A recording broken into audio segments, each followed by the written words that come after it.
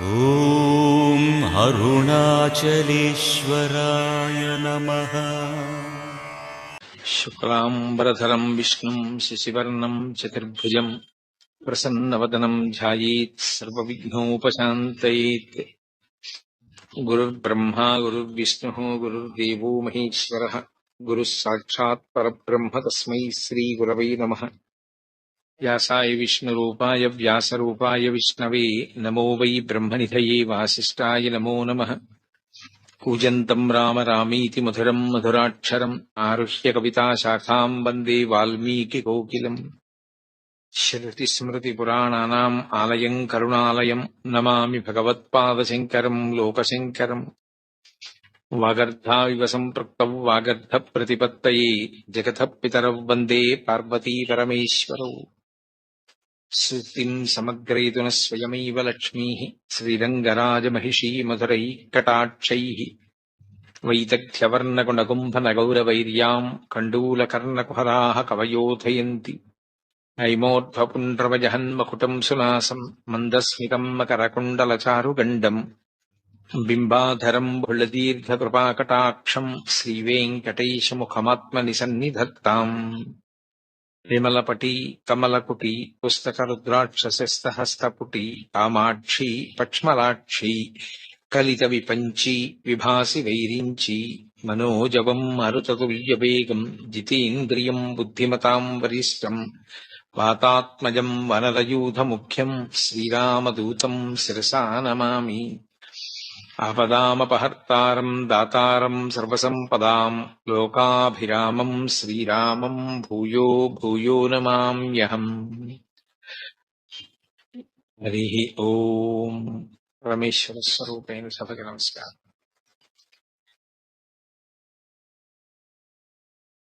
నేను మీతో నిన్న మనవి చేశాను, అరుణాచల క్షేత్రాన్ని చేరుకున్న తరువాత రమణ మహర్షిలో విశేషమైనటువంటి భగవదానుభవాన్ని పొందడానికి కావలసినటువంటి అవకాశం ఆయనకి చిక్కింది.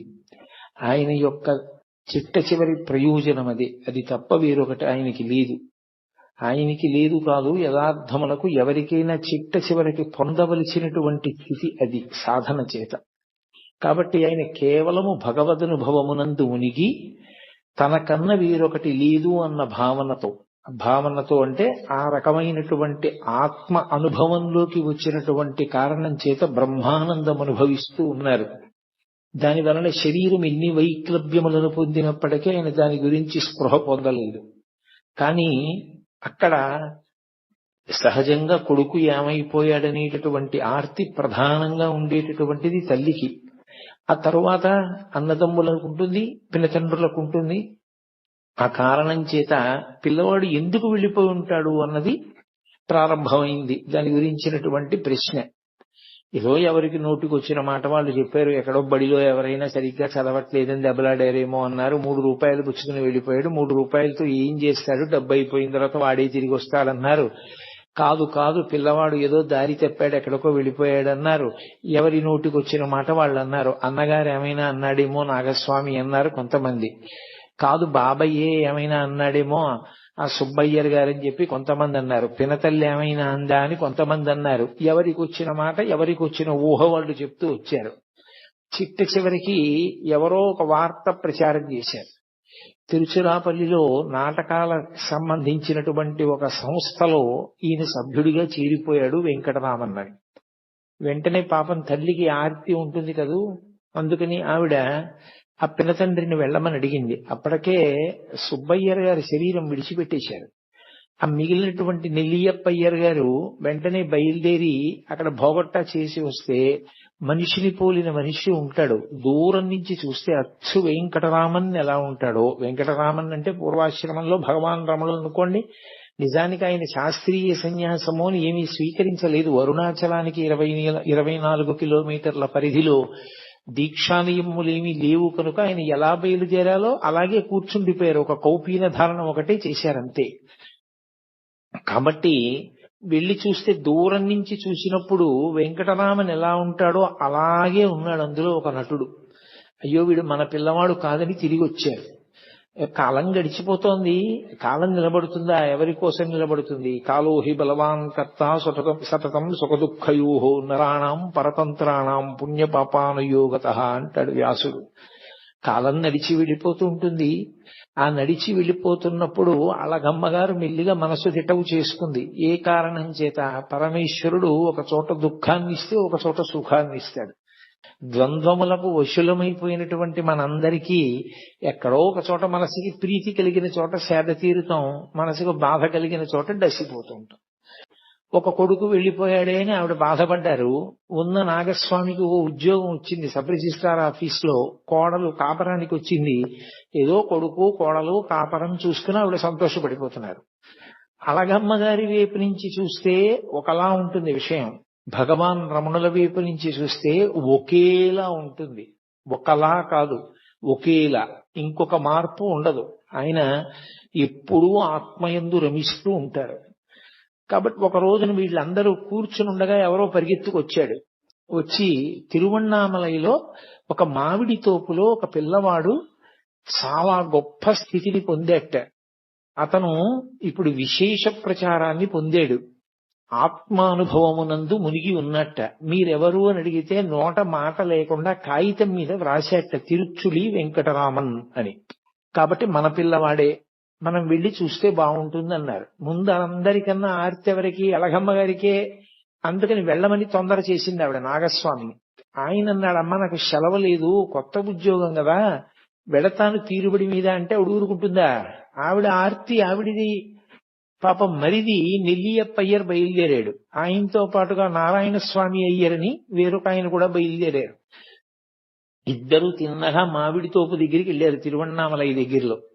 తీరా అక్కడికి వెళ్ళిన తర్వాత ఆ బాలస్వామి చేసుకునేటటువంటి సాధనకి, ఆ ఆనందానికి అందరూ వెళ్లి చూస్తుంటే అడ్డొస్తున్నారని లోపలికి ఎవ్వరిని పంపించడం మానేసి అక్కడ ఒక ఆయన అడ్డంగా ఉండడం మొదలుపెట్టాడు. ఆయన పేరు కూడా వెంకటరామనాయనార్. వెంకటరామన్ ఈయన పేరైతే అడ్డుపడినటువంటి వ్యక్తి వెంకటరామనాయనార్. ఆయన ఎవరిని వెళ్ళనిచ్చేవాడు కాదు. వీళ్ళు మొరపెట్టుకున్నారు, అయ్యో మేము వాళ్ళ కుటుంబ సభ్యులం, ఒక్కసారి చూస్తామని. నేను పంపను, ఆయన ఏకాంతానికి భంగం కలుగుతోందన్నాడు. ఆఖరికి పోనీ కాగితం చూపించండి, రమ్మంటే వస్తామని ఆ నెల్లియప్ప అయ్యర్ ఆ మానామధురై అనేటటువంటి ఊరు పేరు పైన ఉన్నటువంటి ఓ కాగితం తీసుకుని మానామధురై ప్లీడర్ నెల్లియప్ప అయ్యర్ అని ఆ సబ్ రిజిస్ట్రార్ ఆఫీస్ లో పనిచేస్తున్నటువంటి ఒక ఉద్యోగి నాగస్వామి మిమ్మల్ని చూడవచ్చారు అని పంపించారు. అవి చూసి గుర్తుపట్టారు భగవాన్. ఓ, వచ్చినటువంటి వాళ్ళు మా అన్నయ్య మా పినతండ్రి వచ్చారని లోపలికి రమ్మనమని సంజ్ఞ చేశారు. ఆయన ఏం మాట్లాడేవారు కాదు, ఒక సంజ్ఞ చేశారు. ఎందుకు అలా మాట్లాడకుండా ఉండడం అంటే, నిజానికి యథార్థ స్థితి అంటుండేవారు మహర్షి తరచుగా. యథార్థ స్థితిలో ఆనందమునకంతటికీ కారణము మౌనమే. అసలు ఎక్కడ మౌనం ఉంటుందో అక్కడే ఆత్మ యొక్క అనుభవం ఉంటుంది. వాక్కు ప్రారంభమైంది అంటే గుర్తు ఏమిటి? ఏదో ఆలోచన కదిలింది అని గుర్తు. ఆలోచన కదిలితే వాక్కు వస్తుంది. వాక్కు వచ్చింది అంటే తను మౌనం విడిచిపెట్టి కదిలిపోయాడు. తన వాక్కు వల్ల మిగిలిన వాళ్ళు కూడా కదులుతారు. అందుకే ఆయన ఎప్పుడూ మౌనంలోనే ఉండేవారు, మాట్లాడేవారు కాదు. అందుకే ఆయనకి మౌనస్వామి అని ఒక పేరుండి. ఆయన ఒక కాగితం మీద ఆ వచ్చినటువంటి ఉత్తరాన్ని చూసి సరే ప్రవేశపెట్టండి అని సంజ్ఞ చేశారు. లోపలికొచ్చి చాలా తేరిపారి చూస్తే తప్ప గుర్తుపట్టలేకపోయారు. ఎప్పుడు స్నానం చేసిన శరీరం, ఒళ్ళంతా బూది కప్పేసింది, పెద్ద పెద్ద గోళ్ళు, జటలు కట్టేసినటువంటి జుట్టు, ఒక్క కౌపీనం. ఆ కౌపీనం కూడా ఆయనకి చాలా కాలం లేదు. ఒక ఆవిడ అన్నం పెట్టేది, ఆవిడ వేడుకుంది, బాగుండదు కదా, సమాజం ఒకటి ఉంది కదా, మీ మటుకు మీకు దేహభ్రాంతి లేదు, కానీ చూసే వాళ్ళకి దేహభ్రాంతి ఉంది, అందుకని మా కోసం కనీసం ఓ గోచి పెట్టుకోండి అని అడిగింది. అందుకని ఆయన ఒక గోచి పెట్టుకునేవారు అంతే, ఇంకేమీ ఉండేది కాదు శరీరం మీద. విశ్వనాథ సత్యనారాయణ గారు ఆశ్చర్యపోయారు కూడా ఆయన గురించి రాస్తూ, ఎవరైనా శివులకి బట్ట చుట్టుకుంటే చలి తగ్గుతుంది, కంఠానికి బట్ట చుట్టుకుంటే భగవాన్ రమణులకు చలి ఎలా తగ్గింది అని రాశారు ఆయన. ఆయన ఎక్కువ కంఠానికి గుడ్డ కట్టుకునేవారు, చెవులకు కట్టుకునేవారు కాదు. కాబట్టి వీళ్ళు ఆయన్ని తేరిపారి చూసి గుర్తుపట్టారు. కానీ ఆ రోజుల్లో అనుబంధాల వరకు మాట్లాడినప్పుడు మాత్రం నిజంగా కొన్ని విషయాలు శ్లాఘించవలసినవి ఉంటాయి. సూర్యుడి ముందు దివిటి అని అనుకోండి, ఆత్మానుభవంలో ఉండేటటువంటి రమణులకు ఇంక రెండవ వస్తువు అన్నది లేదు, దేని మీద మమకారం లేదు, ఆత్మయందే ఆయన రమిస్తూ ఉండేవారు. కానీ ఒక పినతండ్రికి అంత ప్రేమ ఉండడం గొప్ప విషయం. పాపం నెల్లియప్పయ్యరు శత విధాల వేడుకున్నాడు 3 రోజులుండి. పోనీ నువ్వు ధ్యానం చేసుకుంటానంటే, నువ్వు మాట్లాడనంటే నిన్ను గృహస్థాశ్రమ స్వీకారం చెయ్యమని మేము అడగం. మా ఊళ్ళోనే ఒక సిద్ధుని సమాధి ఉంది, ఆ సమాధి దగ్గర నీకు ఒక పందిరి కట్టిస్తాను, అందులో కూర్చో, అందులో చేసుకో, ఇంటి నుంచి భోజనం పంపిస్తాం. కానీ కళ్ళ ముందు పిల్లవాడిలా ఎక్కడో ఇలా మట్టి కొట్టుకుపోయి ఉంటే మాకు చాలా బాధగా ఉంది, నువ్వు వచ్చేయవలసింది అని 3 రోజుల పాటు అన్న తమ్ముడు అన్నగారు పినతండ్రి గారు కలిసి విపరీతంగా ఏడుస్తూ ప్రాధేయపడ్డారు. అన్నీ వినేవారు. నిర్లిప్తుడు. ఆయన ఏ విధమైనటువంటి కదలిక ఉండేది కాదు, ముఖంలో కనీసం చిన్న మార్పు కూడా ఉండేది కాదు. అది కారణం ఏమిటి అంటే, ఇంకా ఆ మనసుకి సంగములు లేవు. వీడు మావాడు, వీడు పైవాడు, అసలు ఆ అనుబంధములు లేవు. ఆయనకున్న అనుబంధం అంతా ఒక్కటే, పరమేశ్వరుడు ఆత్మ. ఆ ఆత్మయే ఈశ్వరుడు, దాని యందు రమిస్తూ ఉండేవారు. అంత పూర్ణ వైరాగ్యము జ్ఞానము పక్కపక్కనే ప్రవహిస్తాయి. అది నోటి మాటలతో చెప్పినంత తేలిక విషయం కాదు, అది అనుభవించిన వాడికి, అంత వేదాంత స్థాయిని పొందినటువంటి మహాపురుషులకొక్కరికే అర్థమవుతుంది. రామకృష్ణ పరమహంస చెప్తుండేవారు, ఒక ఆయనకి ఒక్కడే కొడుకు, హఠాత్తుగా కొడుకు చచ్చిపోయాడు. చచ్చిపోతే తల్లి ఏడుస్తోంది. ఈయన వేదాంతి, ఈయన ఏమి ఏడవట్లేదు. ఆవిడ వచ్చి, కొడుకు చచ్చిపోయాడని ఏడవట్లేదు, నీ కంట ఒక్క నీటి చుక్క రాదేమయ్యా, నువ్వు ఏడవమే అంది. ఆయన అన్నాడు, నిన్న రాత్రి కలలో నేను మహారాజుని, నాకు 11 మంది సమర్థులైన కుమారులు, నేను తెల్లవారి నిద్ర లేచేసరికి వాళ్ళు లేరు. స్వప్నంలో నిన్న రాత్రి రాజునయ్యాను, 11 మంది కొడుకులున్నారు, తెల్లవారు లేచేటప్పటికి వాళ్ళు లేరు. వాళ్ళ కోసం ఏడవనా? తెల్లవారిన తర్వాత ఉన్న ఒక్క కొడుకు చచ్చిపోయాడని వీరి కోసం ఏడవనా? ఎవరి కోసం ఏడవను, అందుకని ఏడవడం మానేశానన్నది. అంటే ఆయనకి జీవితం స్వప్నతుల్యం. ఆయన అలా పట్టించుకునేవాడు కాదు. ఏ అనుబంధమా అనుబంధం అంతే, వాటితో సంగమున్నవాడు కాదు. అది నోటితో చెప్పినంత తేలిక కాదు ఆ స్థాయి ఏర్పడడం. అందుకని ఆయన యందు ఏ విధమైనటువంటి మార్పు కలగలేదు. వాళ్లతో వచ్చినటువంటి నారాయణ స్వామి అయ్యర్ అనే వ్యక్తికి చాలా కోపం వచ్చి, ఇంత బతిమాలుతున్నా ఈ పిల్లాడు రానంటున్నాడు, ఏమిట్రా అంత బతిమాలుతాడు, అంత చిక్కిపోయి ఉన్నాడు, వీడు మన ఏం చేస్తాడు, ముగ్గురం కలిసి సాయం పట్టి కట్టి పట్టుకుపోదాం రండని వెళ్లి మీద పడి పట్టుకోపోయాడు. 4 అడుగులు వేసి ఆయన్ని దగ్గరకి వెళ్లి పట్టుకుందాం అనుకునేసరికి ఒళ్ళంతా అగ్నిహోత్రం పెట్టినట్టు మంటలు వచ్చేసి, అప్పుడు అర్థమైంది ఆయన ఏ స్థాయిని పొంది ఉన్నారో. ఆయనను అలా బంధీకృతుణ్ణి చేయడం, ఆయన్ని తీసుకెళ్లడం సాధ్యం కాదు. ఆయన ఒక ఆత్మగా నిలబడి ఉన్నారు. సర్వదా ఆయన ఆ స్థాయిలో ఉన్న కారణం చేత పరమేశ్వర స్వరూపుడై ఉన్నాడు. ఆయన అభీష్టానికి వ్యతిరేకంగా చేయడం ఎవరికీ సాధ్యం కాదని మళ్ళీ ముగ్గురు కలిసి వెళ్ళిపోయారు. వెళ్ళిపోయి బాధపడుతూ అళగమ్మ గారికి చెప్పారు. పాపం అళగమ్మ గారు నన్ను ఒక్కసారి తీసుకెళ్లమని వేడుకుంది. సరే వీలు వెంబడి తీసుకెళ్తానమ్మా అన్నాడు. అలా కొంతకాలం అయిపోయింది. అయిపోయిన తర్వాత ఆయన మిల్లిగా ఈ మామిడి తోపులోకి చాలా మంది జనం ఆయన దర్శనార్థం వచ్చేయడం మొదలుపెట్టారు. దానివల్ల చెట్ల కొమ్మలన్నీ విరిగిపోయి, కాయలన్నీ రాలిపోయి, వాటికి అలజడి కలుగుతోంది. మన వలన ఎవరికో ఇబ్బంది కలగడం ఎందుకని ఆయన ఆ ప్రదేశాన్ని విడిచిపెట్టి మెల్లిగా కొండ మీద విరూపాక్ష గుహకి చేరుకున్నారు. ప్రపంచం చాలా విచిత్రంగా ఉంటుంది. మీరు రమణ మహర్షి అనేటటువంటి ఒక తెర మీద ఒక చలనచిత్రాన్ని చూసినట్టు చూడొచ్చు. స్వార్థ స్వభావం ఉండేటటువంటి వ్యక్తులు ఎంత పవిత్ర జీవనం గడిపే వారి యొక్క జీవితంతో కూడా వ్యాపారం చేస్తారు. ఆ విరూపాక్ష గుహలో ఒక మహానుభావుడు పరమేశ్వరుడు గురించి తపస్సు చేసి ఈశ్వరానుగ్రహంతో బూది కుప్పగా మిగిలిపోయాడు. ఆ విరూపాక్ష గుహని ఏదో కోర్టులో కేసు నడిచింది, ఆఖరికి ఒక మఠం నెగ్గింది. దాని ఏజెంట్ ఒకరిని నియమించారు ఆ గుహని చూడమని. మీలో ఎవరైనా విరూపాక్ష గుహ చూశారో లేదో నాకు తెలియదు. ఆ గుహకి ఒక ప్రత్యేకత ఉంది. అరుణాచల పర్వతం నుంచి గాలి వీసినప్పుడు ఆ గుహలోకి గాలి ప్రవేశిస్తే ఓంకారం వినపడుతుంది, ప్రణవం. అది చాలా గొప్ప గుహ ఆ అరుణాచలంలో.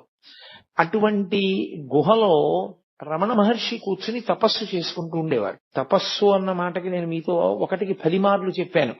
ఆయన బ్రహ్మానందానుభవమే తప్ప తపస్సు అని అనడానికి ఏం లేదు. కాబట్టి ఆయన ఆ గుహలో ఉంటుండేవారు. చాలా మంది కొండ ఎక్కి గుహలో ఉన్న రమణుల దర్శనానికి వస్తుండేవారు. ఇతను మెల్లిగా ఏం చేశాడంటే, అది విరూపాక్ష గుహ చూడడానికి వస్తున్నారు అని పేరు పెట్టి టిక్కెట్ పెట్టి డబ్బు వసూలు చేసుకోవడం మొదలుపెట్టాడు. చాలా మంది పాపం రమణ మహర్షిని చూడాలనుకున్న వారు డబ్బు కట్టి లోపలికి వెళ్ళి చూసి వస్తుండేవారు. ఇతనంతా ఏమని ప్రచారం చేశాడంటే, లోపల కూర్చున్న రమణుల గొప్ప కాదు, విరూపాక్ష గుహ గొప్ప, గుహ చూడ్డానికి వస్తున్నారనేవాడు. ఇది భగవాన్కి తెలిసింది. తెలిసి ఆయన మెల్లిగా దాని నుంచి దిగిపోయి వేరే ఎదురుగుండా ఉన్నటువంటి మామిడి చెట్టు గుహనో గుహ, ఆ చెట్టు తొర్ర ఉన్న గుహలోకి వెళ్ళిపోయారు. వెళ్ళిపోయినా ఇతను ఏం చేశాడంటే, రోడ్డు కింద మార్గంలో కాపు కాసి వెళ్ళేటటువంటి వాళ్ళందరి దగ్గర అక్కడే వసూలు చేసేసుకుంటూ ఉండేవాడు డబ్బు. అరేరే, నిష్కారణంగా నా కోసం వస్తున్న వాళ్ళందరూ ఇంత ఇబ్బంది పడి డబ్బు కట్టవలసి వస్తోందని అక్కడి నుంచి బయలుదేరి భగవాన్ కిందకి వెళ్ళిపోయారు. వెళ్ళిపోయి కొండ పాదంలో ఉండేటటువంటి అరుణగిరినాథర్ దేవాలయంలో కొంతకాలం ఉన్నారు. ఎంత విచిత్రంగా ఉంటుందంటే ప్రపంచం. ఆ తర్వాత ఏదో తప్పు తెలుసుకున్నాడు, పొరపాటు అయిపోయిందన్నాడు, విరూపాక్ష గుహలోనే ఉండమన్నాడు. మళ్ళీ రమణ మహర్షి విరూపాక్ష గుహలోకే వెళ్ళారు. ఒంటి మీద ఉన్న బట్ట మారిస్తేను, బట్ట రంగు మారిస్తేను లోపలున్న బుద్ధులు ఎక్కడికి పోతాయి? బట్ట మారిస్తే బుద్ధి పోతుందా? బట్ట రంగు మారితే బుద్ధి పోతుందా? సన్యాసులమని పేరు చెప్పుకొని కాషాయం కట్టుకుని తిరిగేటటువంటి ప్రబుద్ధులు కొందరు అరుణాచల పర్వతం మీద ఉండేవారు ఆ రోజుల్లో.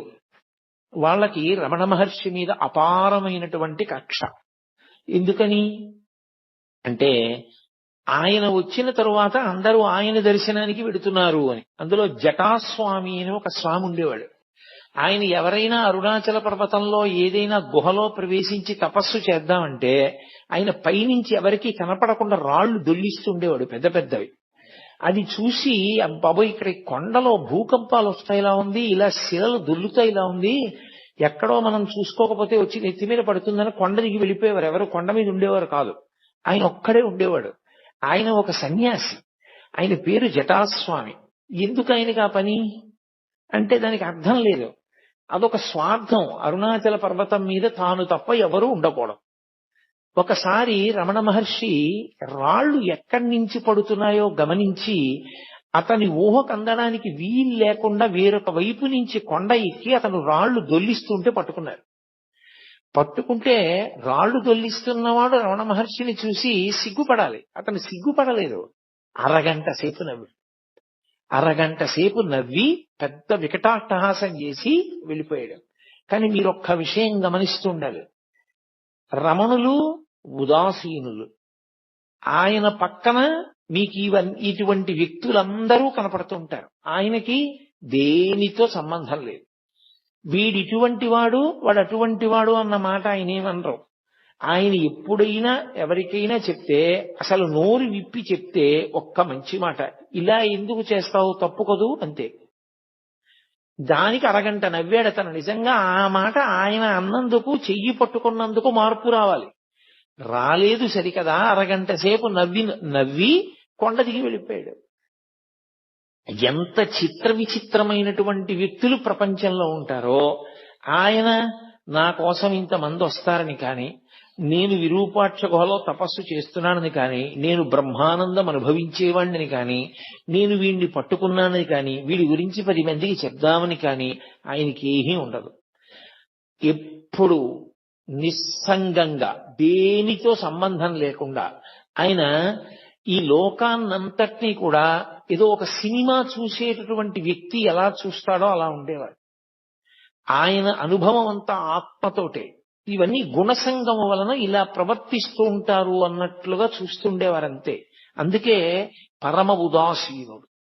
ఒక వేదాంతికి ఆత్మని అనుభవించినటువంటి మహాపురుషులకు ఉండేటటువంటి ఆ ఉదాసీనత ఏది ఉంటుందో దాని రాశీభూతమే రమణ మహర్షి. అందుకే ఆయన దేనికి విచలితుడవడం కానీ ప్రతిస్పందించడం కానీ దాన్ని బట్టి ఆయన మనసు వ్యగ్రత పొందడం కానీ లేకపోతే ప్రసన్నం అవ్వడం కానీ హావభావాలు మారడం కానీ మాటలో వ్యగ్రత కానీ మాటలో భయం కానీ ఏమీ ఉండేవి. ఎప్పుడూ ఒక్కలాగే ఉండేవారు.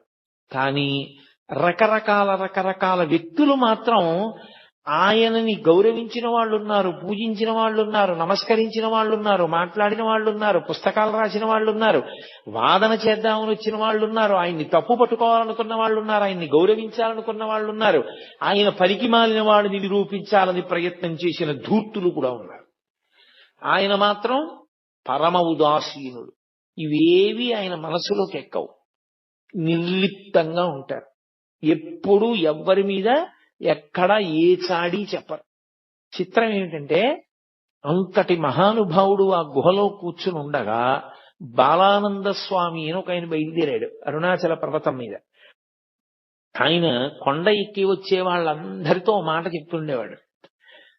ఆయనకి ఆ విరూపాక్ష గుహలో ఉన్న ఆయనకి నేనే ఉపదేశం చేశాను, నేనే శక్తినిచ్చి ఆ స్థాయికి తీసుకొచ్చాను, నా శిష్యుడే అంటుండేవారు. ఆయన ఎలాగో మాట్లాడరుగా. అందరూ తీసుకొచ్చి అక్కడ పలహారాలు పెడితే ఆయన్ని తినమని రమణుల్ని ఇతను తీసుకొచ్చి ఏదో కొంచెం పలహారం అక్కడ పెట్టి, నాన్న చాలా అలసిపోయావు, కొంచెం తిను, ఇలా అయితే సాధన ఎలా నడుస్తుంది, తినాలి అంటుండేవాడు. అందరూ వెళ్ళిపోయిన తర్వాత వీలైతే ఇవన్నీ మూట కట్టేసుకుని, నీ సొమ్ము ఏం పోయింది, నువ్వు ఎలాగో మాట్లాడవు కదా, నీకు గురువునని చెప్పుకుంటున్నాను, నాకు తోచింది సంపాదించుకుంటున్నాను, నువ్వు అలా కూర్చో, మాట్లాడకు, ఏమీ అనద్దు. ఆయన మీ గురువా అన్నా మాట్లాడద్దు, నువ్వు ఆయన శిష్యుడువా అన్నా మాట్లాడద్దు, అలా ఉంటుండు, నేను డబ్బు సంపాదించుకుంటాను అని. అతను ఎవరు? ఎందుకు అతనికి డబ్బు సంపాదన? లోకంలో ఎంత చిత్ర విచిత్రమైనటువంటి మనస్తత్వాలున్న వాళ్ళందరూ ఆ కొండ మీదకి చేరారో చూడండి. వీళ్ళందరూ అన్నీ విడిచిపెట్టిన వాళ్ళలా కనపడ్డ వాళ్లే. కానీ అసలు నిజంగా అన్నీ విడిచిపెట్టినటువంటి నిస్సంగి, అన్నీ విడిచిపెట్టిన వారు, మనసులో దేనితో సంగము లేని వారు, నువ్వు ఇలా ఎందుకు ప్రవర్తిస్తావు అని తన దగ్గరికి వచ్చిన వాళ్లతో, ఈయన నాకు గురువు కాడు, ఈయన అలా మాట్లాడుతున్నాడు తప్పు, అన్ని ఉత్తిది అని చెప్పడం గాని ఏమీ లేదు. పోన ఆయన చెప్పినప్పుడు ముఖంలో మార్పు ఉండదు. ఆయన వచ్చి అలా నటిస్తున్నప్పుడు అలా చూస్తూ ఉంటారంతే, ఏమీ మార్పు ఉండదు. అది ఎలా ఉంటుందంటే అది ఒక రకమైనటువంటి మనోభావన, అదొక గుణసంగం చేత ఏర్పడిన స్థితి. మనం సినిమా చూసినట్టు చూస్తారు. అంటే మీకు ఇది అలా ఎలా ఉంటుందంటే అని అనుమానం రావచ్చు. నేను ఒకే ఒక్క ఉదాహరణ చెప్పగలనంతే. మనం సినిమాకి వెళ్ళాం అనుకోండి, 50 రూపాయలు పెట్టి టికెట్ కొనుక్కుని, మన కళ్ళెదురుగుండానే కథానాయకుడిని ప్రతినాయకుడు వచ్చి కత్తి పెట్టి పొడిచేస్తాడు గుండెల్లో. నెత్తురు ధార కింద కారిపోతూ ఉంటుంది, కింద పడి తన్నుకుంటూ ఉంటాడు. వచ్చిన వాళ్ళందరూ కర్రలతో కొట్టేసి ఆయన స్పృహ తప్పి పడిపోయి దెబ్బలు తగిలి నెత్తురు ఓడిపోతుంటే వాళ్ళు వెళ్ళిపోతారు. ఆయన చచ్చిపోయినట్టే పడుంటాడు. గుండెలు నలిపేసినట్టు ఉంటుంది. ఎంత బాధగా ఉంటుందో ఏమిటో, అంత క్రూరంగా అలా కొట్టేశారు, అలా పొడిచేశారు కత్తులతో. అంత కత్తులతో పొడిచేసి అంత కర్రలతో కొట్టేసి మన ఎదురుగుండానే అంత అన్యాయం జరుగుతుంటే సినిమా హాల్ మొత్తం మీద ఏ ఒక్కడైనా లేచి వెళ్లి పోలీస్ స్టేషన్ లో కంప్లైంట్ ఇస్తాడా? అయ్యా అంత అన్యాయంగా పొడిచేశారండి, నేనే సాక్ష్యం చూశాను కళ్ళతో, నేను గుర్తుపట్టగలను వాళ్ళు ఎవరో, పొడిచేశారు వాళ్ళు అని చెప్తాడా? చెప్పడు. ఎందుకు చెప్పడు?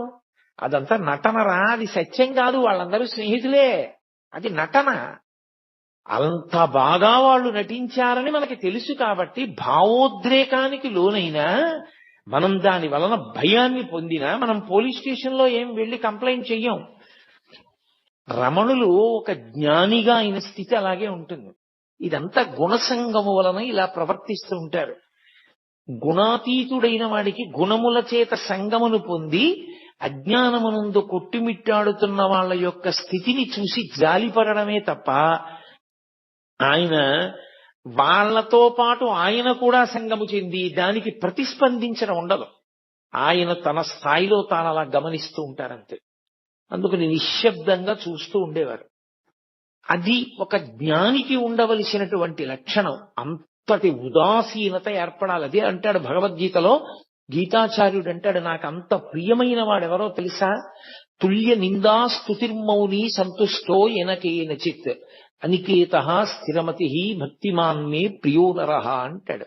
భక్తి అంటే ఇన్ని తులసి దళాలు ఇన్ని మారేడు దళాలు తెట్టి పూజ చేసిన వాడు అని చెప్పలేదు గీతాచార్యుడు. తుల్య నిందా స్తుతిర్మౌని, మౌనముగా ఉండి లోపల ఏ వికారము లేకుండా పొగిడినప్పుడు తెగిడినప్పుడు ఒక్కలా ఉండగలిగిన వాడు. ఈ బాలానంద స్వామి విరూపాక్ష గుహలో చేరి నానా అల్లరి మొదలుపెట్టాడు. వచ్చిన వాళ్ళందరినీ దబాయించడం. ఆయన మాట్లాడరు కదా అని తనకి లొంగిపోయినవాడు, తనకి వశుడైపోయినవాడు, తనంటే భయపడిపోతున్నాడని ఆయన అనుకున్నాడు తప్ప ఆయన ఏ విధమైన ప్రతిస్పందన ఆయన ఎందు లేదు. ఆయన కేవలము మౌనంలో తనలో తాను రమిస్తూ ఉన్నటువంటి వ్యక్తి అన్న ఆయన స్థాయిని అర్థం చేసుకోలేకపోయాడు. అర్థం చేసుకోలేక ఎంత దుర్మార్గమైన స్థితికి వెళ్ళిపోయాడంటే, మహాత్ముల జీవితాలు పువ్వులు పరిచినటువంటి పట్టలు కావు. ఎన్ని కష్టాలు పడ్డారో. రమణులు అరుణాచలంలో తపస్సు చేసుకుంటుంటే ఆయన వెనక్కి వచ్చి ఒక వ్యక్తి మలమూత్ర విసర్జన చేసి వెళ్ళిపోయాడు. ఏం చేస్తాడో చూద్దామని. అతను విసర్జించిన మూత్రం ఆయన పిరుదుల కింద నుంచి కారిపోయింది. అయినా ఆయన ఎప్పుడు ఎవ్వరిని ఏమీ అనలేదు. అదొక అజ్ఞాన స్థితి అంతే.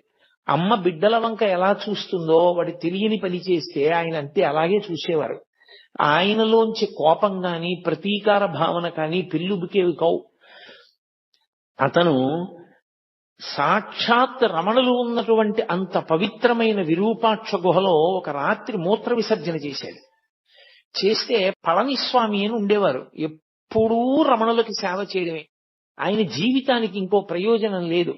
రమణ మహర్షికి సేవ చేయడం ఒక్కటే. అది ఏ వ్యక్తికి ఏ అదృష్టం పడుతుందో తెలియదు. ఒకడు స్వామి అయ్యుండి, స్వామి అంటే తాను సన్యాసి అయ్యుండి రమణుల పట్ల అలా ప్రవర్తించాడు.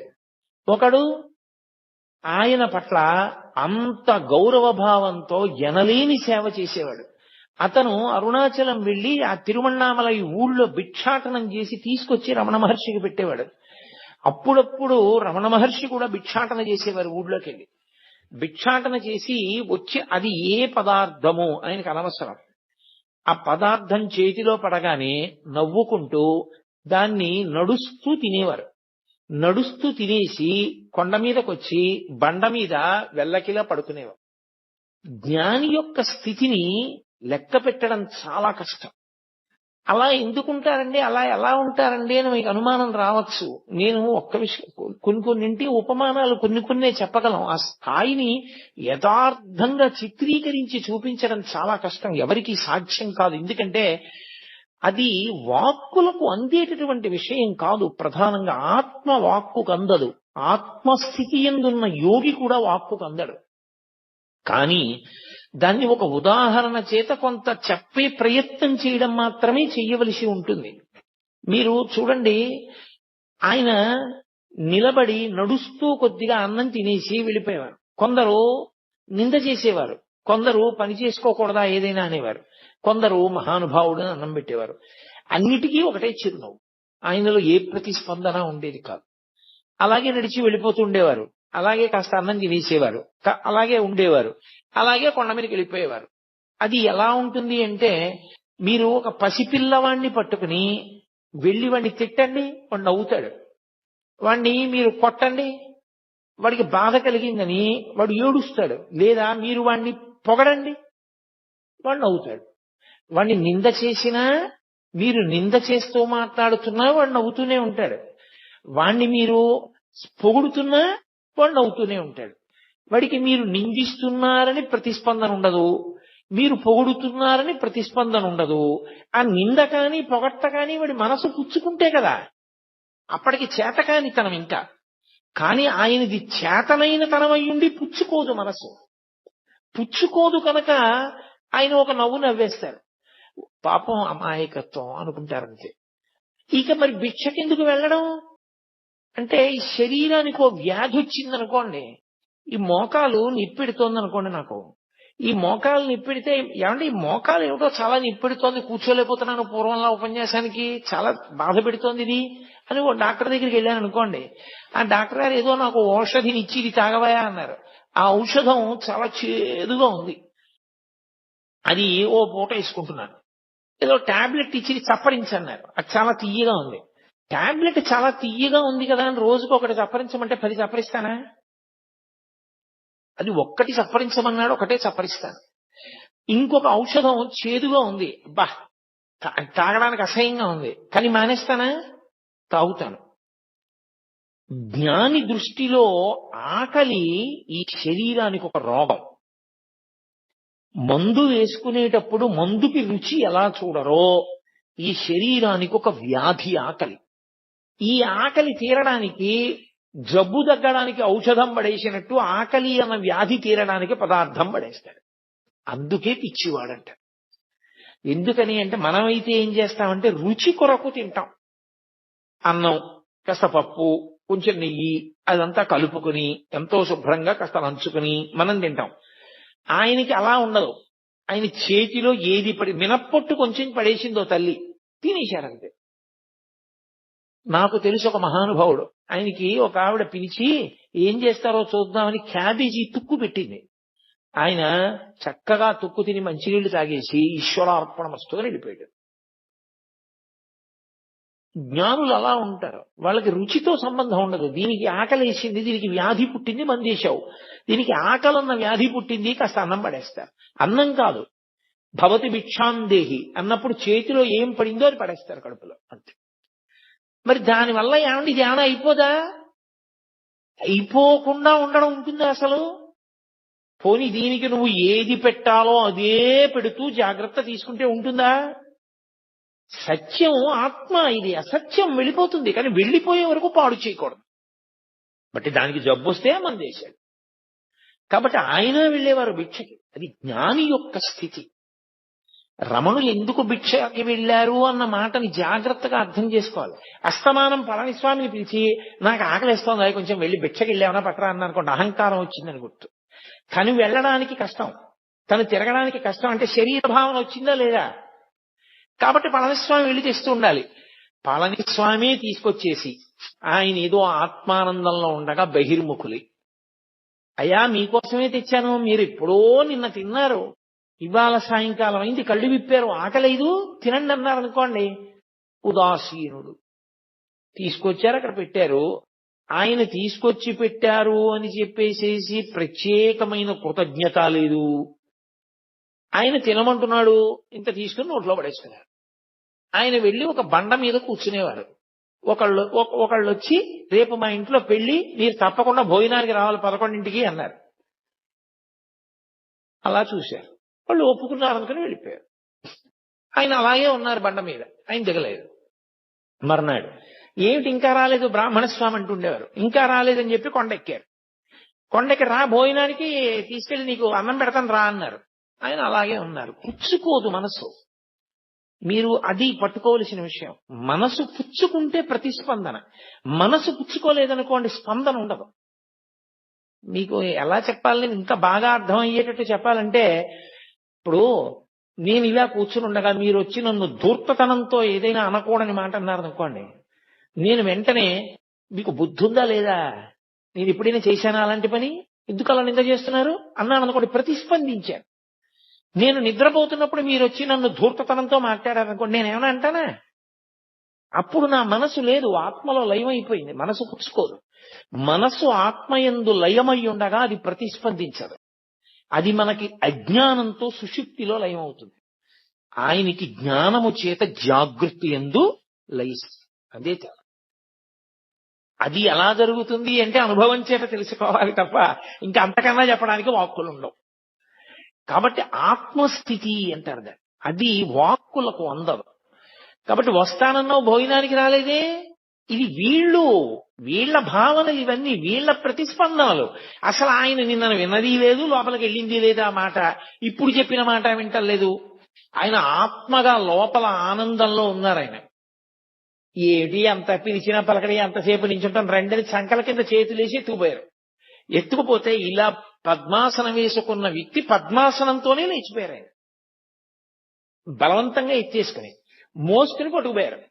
పట్టుకుపోయి ఓ కంచం దగ్గర పడేశారు. పడేసి తిను తిను తిను అని అరిచారు.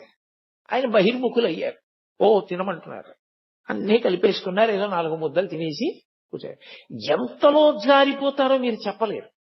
చాలా కష్టం.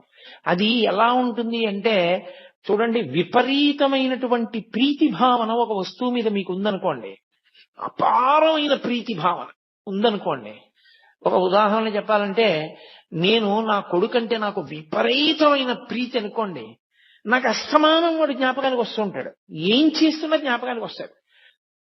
నేను ఆఫీసులో కూర్చుని ఇలా పెన్ తీశాను అనుకోండి, black pen, black refill pen సన్నగా రాస్తే వాడికి ఎంత ఇష్టం, వాడికి ఇలాంటి పెన్ను ఒకటి కొనెట్టే పెట్టాలి అనుకుంటాడు. అప్పుడు జారిపోయిందా లేదా? జారిపోయింది. కాసేపు ప్రీతి ఎక్కడుందో అక్కడికి జారుతుంది మనస్సు. ఆ మనసు అసలు పైకి ఉండడం దానికి ఇష్టం లేదనుకోండి, ఇంకా ఆ స్థితిని పొందేసింది అనుకోండి, అది ఆనందాన్ని తడువుకుంటూ ఆత్మలోకి జారిపోతుంటుంది. అందుకని ప్రతిస్పందనలు ఉండవు యోగికి. తప్ప జడమై కాదు, ఆత్మగా నిలిచి ఉన్నాడు కాబట్టి ప్రతిస్పందన పొందడు. అందుకే కరుస్తున్నా తెలియదు, చీమలు కుడుతున్నా తెలియదు, తేళ్లు కుడుతున్నా తెలియదు, ఒకరు నిందిస్తున్నా తెలియదు. ఒకవేళ నిజంగా ఆయన బాహ్యంలో ఉన్నారనుకోండి, ఉన్నా నేను ఇందాక చెప్పానే, ఆ స్థితికి ఎదిగిపోయిన వ్యక్తి అవతల వారి అజ్ఞానాన్ని మన్నించేస్తాడు. పాపం ఏం తెలుసు, గుణసంగాన్ని పొందాడు, ద్వంద్వముల యందు ఉంటాడు. కాసేపు సుఖం అంటాడు, కాసేపు దుఃఖం అంటాడు, కాసేపు ప్రీతి అంటాడు, కాసేపు అప్రీతి అంటాడు, కాసేపు కామం అంటాడు, కాసేపు క్రోధం అంటాడు. ఏమిటో అలా తిరుగుతుంటాడు. కానీ వాడికి ఏం తెలుసు పాపం, స్థిరంగా నిల్చోవడం వాడికి చేత కాదు కదా అని జాలితో, మన మీద కారుణ్యంతో వారు అలాగే చూస్తారు తప్ప ప్రతిస్పందించారు. నిజంగా వాళ్ళు ప్రతిస్పందించడం మొదలు పెడితే మీరు ఒకటి లెక్కలోకి తీసుకోండి, మనవన్నీ అపరాధములే ఉన్నాయి, మనవన్నీ అపరాధములే. అప్పుడు వాళ్ళు ఎంతమందికి ఎన్ని శాపాలు ఇవ్వాల్సి ఉంటుంది? ఇవ్వలేరు. భగవంతుడు మన యొక్క దోషములను ఎలా మన్నిస్తాడో, బ్రహ్మవిద్ బ్రహ్మైవ భవతి అని బ్రహ్మమును తెలుసుకుని బ్రహ్మమైన వ్యక్తి కూడా దోషములను అలా మన్నించగలుగుతాడు. అందుకే మీరు చూడండి, భగవద్భక్తుల యొక్క హృదయం కన్న తల్లి హృదయంలా ఉంటుంది. వాళ్ళు సాధారణంగా ఎంత దోషం చేసిన వాడైనా క్షంతవ్యూహం అన్నాడు అనుకోండి, క్షమించేస్తారు. ఎంత తప్పు పని చేయనివ్వండి, దాన్ని మనసులో పట్టుకోరు. దాని గురించి 10 మాటలు మాట్లాడే లక్షణం ఉండొచ్చు. ఎవరో జ్ఞాపకం చేస్తే జ్ఞాపకానికి రావాలేమో కానీ, లేకపోతే దాని పెద్ద మనసులో స్థానం ఉండదు, విడిచిపెట్టేస్తారు. వాళ్ళు మారాలను ఒక కోరిక పెట్టేస్తారు తప్ప, ఇలా అన్నాడు అలా అన్నాడు, లేకపోతే ఇలా చేశాడు అలా చేశాడు, దాన్ని పీక్కుంటూ ఉండడం, తవ్వుకుంటూ ఉండడం అలా ఉండదు. అది భక్తి పెరిగే కొద్దీ హృదయమునందు విశాలమైనటువంటి స్థితి ఏర్పడుతూ ఉంటుంది. అది ఒక జ్ఞానిగా నిలబడగలిగినప్పుడు భగవత్తత్వం ఎలా ప్రకాశిస్తుందో జ్ఞాని యొక్క తత్వం అలాగే ప్రకాశిస్తుంది. అందుకే బాలానంద స్వామి అన్ని ఆగడాలు చెయ్యగలిగాడు. ఆయన ఎంత ఎత్తులో ఉన్నారో ఈయన అంత కిందలో ఉన్నాడు. నేను చాలా అధికుణ్ణని బట్టకో దానికి ఓ కొత్త రంగు వేసుకుని కట్టుకుని చాలా గొప్పవాడిని అనుకుంటున్నాడు. బట్టకి రంగు మారితే గొప్పవాడివి కావు, లోపల మార్పు వస్తే గొప్పవాడివి. అది మార్పు రావడాన్ని బట్టి ఉంటుంది తప్ప బట్టని బట్టి ఉండదు. ఒక్కొక్కసారి మరి అలాగే చెప్పవలసి ఉంటుంది ఇటువంటి సందర్భాల గురించి చెప్పినప్పుడు తప్ప, నేను ప్రత్యక్షంగా సన్యాసాశ్రమాన్ని విమర్శించడం నా ఉద్దేశ్యం కాదు. నాకు చాలా చాలా గౌరవం ఉన్నవాడిని నేను ఆశ్రమం మీద. కాబట్టి మహానుభావుడు ఆయన ఏమీ ప్రతిస్పందించకపోయినా ప్రతిస్పందించే లక్షణం ఆయన మీద ప్రీతి ఉన్నవాడికి ఉంది. పళనిస్వామికి ఆయన ఏంట్రా ఇలా ప్రవర్తిస్తాడని మరునాడు ఆ విరూపాక్ష గుహకి తలుపులేసి తాళం వేసేసి ఈ బాలానంద స్వామి ఎక్కడికో వెళ్ళారు. మళ్ళీ తిరిగి వస్తాడేమోనని అతని పెట్టి తీసి ఆ పెట్టిలో మంచి మంచి పట్టు వస్త్రాలు, చీనాంబరాలను ఎందుకు అవన్నీ ఆయనకి దాచుకున్నాడు. అవన్నీ తీసి కొండ మీద పారేసి వెళ్ళిపోయారు. అందరూ కలిసి కిందకి ఏదో స్నానం చేయడానికి వెళ్ళారు. వెళ్ళి అందరూ కలిసి తిరిగి వచ్చి రమణులు యథాప్రకారం కూర్చున్నారు. అందులో గుహలో పైన ఎత్తుగా ఉంటుంది, పక్కకి చీకటిగా ఉండదు. అందులో చాలా మంది అసలు కనపడరు మీకు లోపలికి వెడితే. చాలా తీవ్ర ధ్యానంలో కూడా ఉంటారు ఇప్పటికీ. దాని మీద కూర్చుని మళ్ళీ ధ్యానంలోకి వెళ్ళబోతున్నారు ఆయన. ఈ బాలానంద స్వామి వచ్చాడు. ఈ పళనస్వామి నా వస్తువులన్నీ తీసుకెళ్లి వీధిలో పారేశాడు, వీడిని వెంటనే గుహలోంచి పంపించేస్తావా, పంపించేయరా. ఇప్పుడేమిటి ఆ నాటకం? తన మీద ప్రీతి ఉన్నటువంటి వాడు తనకి అప్రీతితో ఉన్నవాడి పట్ల మర్యాద విడిచిపెట్టి ప్రవర్తించాడన్న ఖేదం ఆయనకి కలిగింది. ఈ ప్రీతి అప్రీతి రమణులకు ఏమైనా ఉందా? ఆయన అలా చూస్తున్నారు, ఏమీ మాట్లాడటం లేదు, ఏమీ ప్రతిస్పందన లేదు. అది అసంగత్వము అన్న మాటకు అర్థం. అది సత్సంగత్వే నిస్సంగత్వం అంటారు శంకరాచార్యుల వారు. అది నిస్సంగ బుద్ధి అంటే దేని మీద సంగం లేదు. ఆయన అలా చూస్తున్నారు. ఇంత నేను నోరు కొట్టుకుని అరిచినా నువ్వు పళనిస్వామిని పంపించలేదని రమణ మహర్షి దగ్గరికి వచ్చి ఆయన మొహం మీద ఉమ్మేశాడు. ఆయన అలాగే చూస్తున్నారు.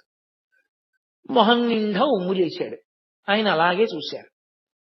ఏం చేస్తాడు ఇంకంతకన్నా? నీకు బుద్ధి లేదన్నాడు, వెళ్ళిపోయాడు. నేను అసలు ఈ కొండ మీద ఉండను, నువ్వు ఏమనుకుంటున్నావో, నేను లేకపోతే నీకు గౌరవం ఉందనుకుంటున్నావా? నా శిష్యుణ్ణని చెప్పాను కాబట్టి వస్తున్నారు నలుగురును అంటే నలుగురు రాకపోతే ఆయన బెంగపెట్టుకుంటాడని ఆయన ఉద్దేశం. అసలు నిజమైనటువంటి భక్తుడు మనుష్యులకు ఎంత దూరంగా ఉందామా, ఎంత ప్రశాంతంగా ఉందామా అని వెంపర్లాడతాడు. భక్తిని అడ్డుపెట్టి పబ్లిసిటీలు కోరుకునే వాళ్ళు ఉంటారు. వాళ్ళు ఎంతమంది రావాలని కోరుకునేవాళ్ళు తప్ప నిజంగా భక్తితో ఉండాలనుకునేవాడు మౌనంగానో గ్రంథపఠనం చేసుకుంటూనో జపం చేసుకుంటూనో గడపాలి, ఏకాంతంగా ఉండాలని అభిలషిస్తాడు తప్ప ఆయనకి ఇంకొక కోరిక ఉండదు. అందుకే మీరు ఎప్పుడైనా గమనించండి, ఆ ఏకాంతంగా ఉండడానికి వాళ్ళకి రాజసౌధాలు అక్కర్లేదు, వాళ్ళకి ఏం అక్కర్లేదు. ఎవ్వరూ రాకుండా వడ్ల బస్తాలు పారేసే గది ఇచ్చి ఆ గదిలో కుర్చీ వేసి ఇక్కడ కూర్చొని చదువుకోవడం లైట్ వేసి తలిపేసి వెళ్ళిపోయారనుకోండి, వాళ్ళు అందులో హాయిగా కూర్చుంటారు. వాళ్ళకి కావలసింది ఏకాంతం తప్ప సౌకర్యములతోడి ఏకాంతం కాదు. అది ఆయన స్థితి, రమణులది. 10 మంది రాకపోతే బెంగ పెట్టుకుంటారా ఆయన అనుకుంటున్నాడు పలానంద స్వామి. ఇది ఈయన స్థితి. ఎంత భేదం చూడండి. ఒక్క రమణ మహర్షి యొక్క జీవితాన్ని పరిశీలనం చేస్తే ఆత్మస్థితిని పొందినటువంటి యోగి ఎన్ని కష్టాలు అనుభవించవలసి ఉంటుందో ఆయన అర్థం చేసుకోలేని వాళ్ళు ఎంతమంది చుట్టూ చేరుతారో గమనిస్తే అది ఎంత కష్టమో. అసలు అలా నిలబడడం ఎంత కష్టపడి నిలబెట్టుకోవలసి ఉంటుంది. ఎందుకని? ఎక్కడైనా ప్రతిస్పందించారనుకోండి, నోటి వెంట ఏదైనా అన్నారో అయిపోతుందంటే ఆ మాట పోయిందంటే తపస్సంతా భగ్నమైపోయింది. అలా కానీ రాగద్వేషములకు వశులయ్యారా మళ్ళీ పునర్జన్మల్లో కెడతారు. అందుకని ఎప్పుడూ ఆ స్థాయిలోనే నిలబడి ఉంటారు వాళ్ళు. ఉమ్ములేశాడు, వెళ్ళిపోయాడు, కిందకి వెళ్ళాడు, ఏదో రైలు ఎక్కాడు, వెళ్ళిపోతున్నాడు. ఈ కోపం మీద ఉన్నాడు కదూ, కోపానికి ఓ లక్షణం ఉంటుంది. అది ఎక్కడ నుంచో వస్తుంది అనుకుంటే తప్పు. కోపం వచ్చింది అంటారు. కోపం వచ్చింది అంటే ఎక్కడి నుంచో వచ్చి ఉండాలి. ఇప్పుడు కోటేశ్వరారు సభకు వచ్చారు అంటే ఎక్కడి నుంచో వచ్చాను నేను ఈ సభకి. కోపం వచ్చిందంటారు. కోపం బయట నుంచి లోపలికి రాదు, ఇక్కడే ఉంటుంది. ఉండేది అవకాశం కోసం ఎదురు చూస్తుంటుంది. అవకాశం వచ్చినప్పుడు పైకి లేచిందా అది క్రోధమూర్ఛిత అంటుంటారు వాల్మీకి మహర్షి. వశుణ్ణి చేసుకుంటారు. అందుకే క్రోధం ఆవహిస్తే ఉండే లక్షణం ఏమిటో తెలుసా? మొట్టమొదటి లక్షణం, నాలుక మీద అదుపు పోతుంది. మీరు ఏం మాట్లాడుతున్నారన్న దాని మీద అదుపు ఏమీ ఉండదు. ఇంకా అదుపు లేని మాట నోటి వెంట వస్తుంది. ఆలోచన చనిపోతుంది. అదుపు లేనంత వేగంతో నోటి వెంట మాటలు వస్తాయి. బాగా ప్రశాంతంగా ఉంటే విశేషమైన అదుపులో వాక్ ఉంటుంది. తక్కెట్లో పెట్టి ఆలోచించి మాట మాట్లాడతాడు. అంత ప్రశాంతంగా ఉంటాడు. ప్రశాంతతకి పూర్తి విరుద్ధం క్రోధం. అది ఒకసారి వచ్చిందనుకోండి, ఎంత వేగంగా వచ్చిందో అంత వేగంగా వెనక్కి వెళ్ళదది. అది పట్టుకుని ఉంటుంది, చాలాసేపు పట్టుకుని ఊపుతుంది. దానికి ఆ లక్షణం ఉంటుంది. అందుకే మీరు చూడండి, ఎవరి మీదో చాలా కోప్పడి చాలా దెబ్బలాడి వెళ్ళిపోతున్నాడు అనుకోండి, మోటార్ సైకిల్ మీద వెళ్ళిపోతుంటే స్పీడ్ గా వెళ్ళిపోతూ ఇలా ఇలా అనుకుంటూ తనలో తానే ఏదో ఇలా అనేసుకుంటుంటాడంటే, అలా అంటాడా నన్ను, నేను ఇలా అనవలసింది, వాడికి సిగ్గు లేదు, నేను ఇలా అన్నాను, ఇంకా ఇలా కూడా అనవలసింది అని ఇంకా తను ఎవరితో దెబ్బలాడాడో వాడు తను ఎదురుగుండా ఉన్నాడు అనుకుని మనసులో ఊగిపోతుంటాడు ఆ క్రోధంతో. అప్పుడే ప్రమాదాలు జరుగుతాయి. ఎందుకని అంటే బాహ్యము మీద ఏ విధమైన నియంత్రణ ఉండదు, జారిపోతుంది. అది సమస్త ఉపద్రవములకు కారణం. అందుకే తన కోపమే తన శత్రువు, తన శాంతమే తనకు రక్షదయ చుట్టంబౌ అని చిన్నతనంలో నేర్పుతారు. క్రోధ క్రోధకృత్కర్త విశ్వబాహుర్ మహీధర అని విష్ణు సహస్రం. కాబట్టి ఆయన రైలు ఎక్కాట బాలానంద స్వామి. ఎవరో అక్కడ కొంతమంది పిల్లలు కూర్చున్నారు. ఆ కోపంతో అహంకారము క్రోధము రెండూ ఒకదాంతో ఒకటి కలిశాయనుకోండి, ఇక మీరు వాడిని పట్టుకోలేరు. ఇక వాడు ఎవరి మాట వినడం. నేనింత వాణ్ణి అని కోపం వచ్చిందనుకోండి, ఆ తర్వాత మాట్లాడేటప్పుడు కూడా వీడంతా పనికి మాలినవాడు, వీడన్నా వినాలి కదా నా మాట అంటాడు. మీరు అందుకే చూడండి, కుటుంబ యజమానికి కోపం వచ్చి ఇంట్లో ఒకరిని దెబ్బలాడాడు అనుకోండి, ఏంటండి అది అలాగా ఊరికే మన కొడుకే కదా ఏదో తప్పు చేశాడు, ఏదో అంతంత దెబ్బలాడు, నోరుమయ్యి నువ్వు కూడా చెప్పొచ్చేదానివా అంటాడు. అంటే నేను యజమాని, అహంకారం. తనకెవరూ చెప్పకూడదు, తను తిడుతుంటే పడుతూ ఉండాలంటే అందరూ, తప్ప తనే ఖచ్చితంగా ఉన్నాడు, ఎవరికి లేదా బుద్ధి. అహంకారము క్రోధము పెనవేసుకుపోయాయో ఇంకా తనకి తాను ఎంత కీడు తెచ్చుకుంటాడంటే చాలా తొందరగా పతనమైపోవడానికి మార్గం ఏది అంటే ఈ రెండు పెనవేసుకోవడానికి అవకాశం ఇవ్వడం ఈ జీవితంలో. ఈ రెండు పెనవేసుకోవడానికి అవకాశం కానీ ఇచ్చేశాడా పడిపోతాడు. మీరు చూడండి, అందుకే సాధారణంగా కొంతమంది పేర్లైనా కనీసం చెప్పినప్పుడు మహానుభావుడండి అండం అలవాటైందనుకోండి జీవితంలో, ఆయన మహానుభావుడండి అని ఇలా వెంటనే అనడం వచ్చిందనుకోండి, వాడు ఒబ్బిడవుతాడు జీవితంలో. అంటే ఆయన పేరు గుర్తొస్తే వీడికి అహంకారం వదిలేస్తూ ఉంటుంది. ఆయన ఎంత గొప్పవాడు అని మనసులో స్ఫురణకు వస్తుంది. వాడు పాడైపోతాడు అనుకున్నప్పుడు మీరు వెళ్ళి కనీసం ఆయన పేరు చెప్పచ్చు. ఏమిరా ఇన్ని చెప్తావు, పరమాచార్య ఇలాగే చెప్పారా, పరమాచార్య ఇలాగే ప్రవర్తించమన్నారా అన్నారనుకోండి, వాడు వెంటనే నాదస్వరం ఊస్తే పాము తగ్గిపోయినట్టు తగ్గిపోతాడు ఆ పేరు వినపడేటప్పటికి. అసలు అహంకారమే పెరిగిపోయింది అనుకోండి, పూర్తిగా దాన్ని పాలు పోసి పోషించేశారనుకోండి. మీరు అందుకే కొంతమంది వ్యక్తుల్ని చూడండి, ఎవరి పేరు చెప్పండి ఏకవచన ప్రయోగం వాడా అంటాడంతే.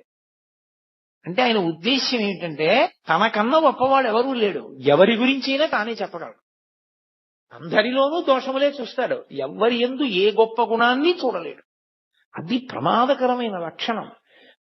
మీరు ఏ ఆశ్రమంలో ఉన్నారన్న దాంతో సంబంధం ఉండదు, మీరు ఎంత సంస్కరించుకున్నారన్న దాంతో మీ గౌరవం, మీరు ఉన్న చోట శాంతి నిలబడి ఉంటాయి. అది లేని నాడు అటువంటి వ్యక్తిని మీరు ఎక్కడికి తీసుకెళ్లి పెట్టండి, అశాంతే తప్ప శాంతి నిలబడదు. అది రమణ మహర్షిని అడ్డుపెట్టి పరిశీలనం చేసినప్పుడు రమణ తత్వం ఎంత శాంతికారకమో ఆయన పక్కన పెట్టి చూసినప్పుడు ఇవన్నీ అంత అశాంతికారకములు. ఆ పిల్లల్ని పట్టుకుని ధూర్తతనంగా మాట్లాడాడు. రైల్లో ఎక్కిన తర్వాత ఇతనెవరో వాళ్ళకేం తెలుసు, వాళ్ళెవరో ఇతనికేం తెలుసు, నేనింత గొప్పవాడిని నేను అనుకుంటున్నాను కానీ వాడికి ఎలా తెలుస్తుంది నేను గొప్పవాడినో కాదో, తెలియదు కదా. అలా అనుకోవడానికి అవకాశం ఎక్కడ ఉంటుంది? అలా అనుకోకూడదు. అలా అనుకుంటే అసలు నువ్వు జీవితంలో ఇవ్వడలేవు. ఇవాళ రాత్రి సన్మానం అయింది, 150 పూలదండలు వేశారు. రేపు పొద్దున నీ కర్మకాలి రిజర్వేషన్ లేకుండా ప్రయాణం చేయాల్సి వచ్చింది. నువ్వు జనరల్ కంపార్ట్మెంట్ లో అవసరమైతే మరుగుదొడ్డి దగ్గర నిలబడాలంతే. నిన్ననే నాకు దండలేశారు, ఏమిటిగా అందరూ నా మీద ఇలా పడిపోవడం, నాకు లేచి సీటు ఇవ్వద్దా అంటే అందరూ కలిపి నేను భోగిలోంచి కిందకి దోసేస్తాను. దీపో ఈ ఊళ్ళో నువ్వు ఎక్క రైలే, ఇక అంత గొప్పవాడు అయితే కారు ఎక్కవా, అంతేగాని ఏమి నువ్వు ఎక్కితే సీట్ ఎందుకు ఇస్తాను నీకంటారు. నువ్వు నీకు నేనింతవాణ్ణి అనుకున్నప్పుడు నువ్వు ఇమడలేవు. నువ్వు ఎక్కడున్నావో తెలుసుకోవడం నీకు అలవాటైన నాడు మహామహులంతటి వారు అవకాశం, సందర్భం, సమయం కలిసి రానప్పుడు సమయానికి అనుగుణంగా అలా ప్రవర్తించారు. రామచంద్ర ప్రభు అంతటి వాడు 14 ఏళ్ల అరణ్యవాసం చేశాడు. నేనెంతటి వాణ్ణి, అవసరం అలా వచ్చింది, పూర్వజన్మ కర్మక్షయం ఇలా అయిపోతుంది. కాబట్టి ఇప్పుడు ఈ కష్టం ఏమిటో, ఇది ఎలా ఉంటుందో, ఇంతమందితో కలిసి నిలబడి వెళ్ళడం ఇదో అనుభూతి. పరమేశ్వరానుగ్రహం ఉత్తప్పుడు కుదురుతుందా? వస్తుంటే తప్పుకోండి అంటారు. ఎంత సంతోషంగా ఉంది ఇవాళ అనుకుని నించున్నాడు అనుకోండి, ప్రశాంతంగా ఉంది. నిన్ను పరిశీలించుకోవడంలో నీకు శాంతి, ఇతరులకు శాంతి. అది నీకు రాకపోగానే ప్రమాదం. కోపం రావడం తప్పు కాదు, కోపం రావాలి. దేనికి రావాలో తెలుసా? వ్యవస్థని చక్కదిద్దడానికి కోపాన్ని నటించాలి ఒక్కొక్కసారి. కోపం వచ్చేసి కాదు, కోపం నటించాలి, కోపం వచ్చేసింది అన్నట్టు ఉండాలి. ఒక్క 2 నిమిషాలకి వస్తే కదా కోపం, వస్తే ఊపేస్తుంది. కోపం వదిలేసినట్టుగా నటించి చక్కగా మాట్లాడి వెళ్ళిపోవాలి. కోపము వ్యవస్థని దిద్దడానికి సాధనం అవ్వాలి తప్ప కోపమునకు తాను వశుడు కాకుండా ఉండాలంటే ఎంతో పరిశీలన ఉండాలి. అది మహానుభావులకు ఉంటుంది. వేషాలు కడితే ఎక్కడి నుంచి వస్తుంది?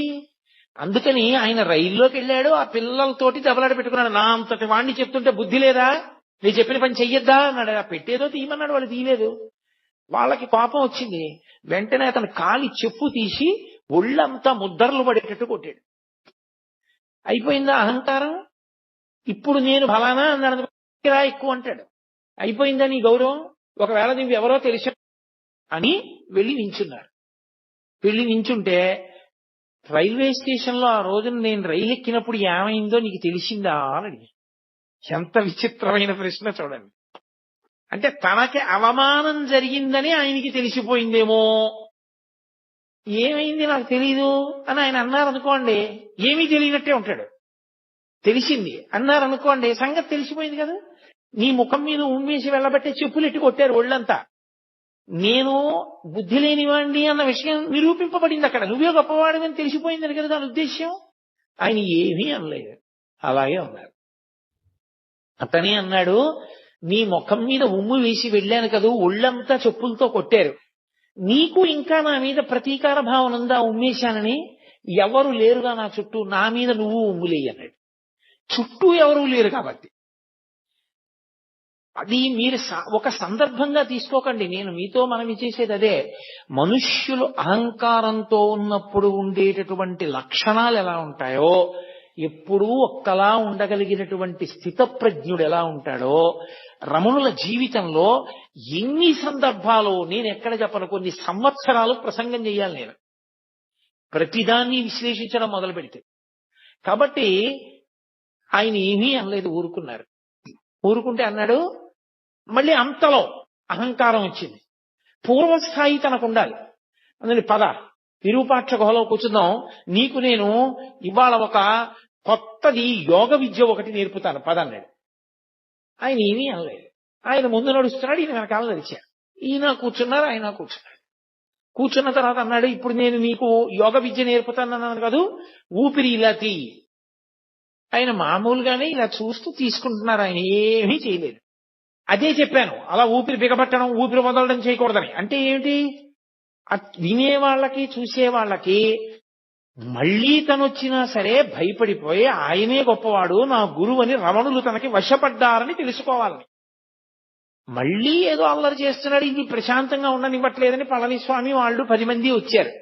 వాళ్ళని చూసి అన్నాడు, బుద్ధుందా లేదా, పెద్దవాళ్ళం ఏదో మాట్లాడుకుంటున్నాం ఇక్కడ, మీరెందుకు బయటికి పోండి అన్నాడు. ఎంత అహంకారం అండి! అది ఎన్ని వింటే పోతుంది, అది పరిశీలనం చేత పోతుంది, కానీ తనని తాను ఉద్ధరించుకోవాలనే ప్రయత్నం చేత పోతుంది తప్ప ఇంత వాణ్ణి అనుకోవడం మొదలు పెడితే దానికి అంతేమైనా ఉంటుందా? ఎవరినైనా అధిక్షేపించి మాట్లాడడమే. అయిపోయింది, వెళ్ళిపోయాడు. వెళ్ళిపోయి మర్నాడు పొద్దున్న ఓ చుట్ట ఒకటి తీసి నోట్లో పెట్టుకుని విప్పట్రా చుట్ట వెలిగించుకోవాలన్నాడు పళనిస్వామిని పిలిచి. ఆయన స్వామి ఏమిటి, చుట్ట ఏమిటి, కాల్చుకోవడం ఏమిటి, అరుణాచలం కొండ మీద ఏమిటది, ఓ చండ్రకర్రకి నిప్పంటించి పట్టుకెళ్ళాడు ఆయన. ఇంత నిప్పట్టుకొచ్చాడు చుట్ట వెలిగించుకోవడానికి అన్నాడు. మీరు పెద్దవాళ్ళు కదా, పెద్దదే ఉండాలి ఏదైనా, అందుకని పెద్ద నిప్పట్టుకొచ్చారని. ఇంకొకరిని పిలిచాడు, నేను మొహం కడుక్కోవాలి, కర్ర పుల్ల పట్టరా అన్నాడు. ఆయన ఓ చెట్టు కొమ్మ నరికి లాక్కొచ్చాడు. కొమ్మట్టుకొచ్చావు ఎందుకన్నాడు. పెద్దవాళ్ళు కదా మీరు, పెద్ద కొమ్మే ఉండాలి, నువ్వు పళ్ళు తోముకోవడానికని కొమ్మ తెచ్చానన్నారు. అంటే మీరు ఒకటి గమనించాలి, ఇది వినడానికి చాలా సంతోషంగా ఉంది. మీరు చూడండి, ఇప్పుడు నేను ఇది చెప్తున్నప్పుడు వెంటనే మీరు సంతోషంగా ఓ చిన్న నవ్వు నవ్వుతారు. ఎందుకని అంటే, మంచి భలేవాడు అడిగిన దానికి భలే చెప్పాడురా అని. అంటే మనకి మూడో వ్యక్తిగా స్పందించడం అలవాటు. ఆయన అలాంటి వాడిని ఓ నిర్ణయం, వాడికి భలే దెబ్బ కొట్టారా అని మనదో నిర్ణయం. కాబట్టి మనం ఓ చిన్న నవ్వు, ఏమీ లేకుండా ఉదాసీనంగా కూర్చున్నవాడు ఎవరైనా ఉన్నాడు అనుకోండి, వాడు శ్రోతలలో కొంత పరిణితికి వెళ్ళిపోయిన వాడిని గుర్తు. ఎందుకు వచ్చింది అది? రమణులు చూడు చక్కగా ఎందుకు వచ్చిన అల్లర్లు ఈ అహంకారంతో?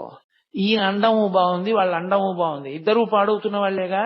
రమణుల చుట్టూ చేరి ఎవరు మాత్రం ఏం నేర్చుకుంటున్నారా ఆయన్ని చూసి అన్న భావన కలిగిందనుకోండి, అప్పుడు ప్రతిస్పందన ఉండదు. అన్న భావనతో ఊరుకుంటారంటే పరిశీలనము జరిగిందని గుర్తక.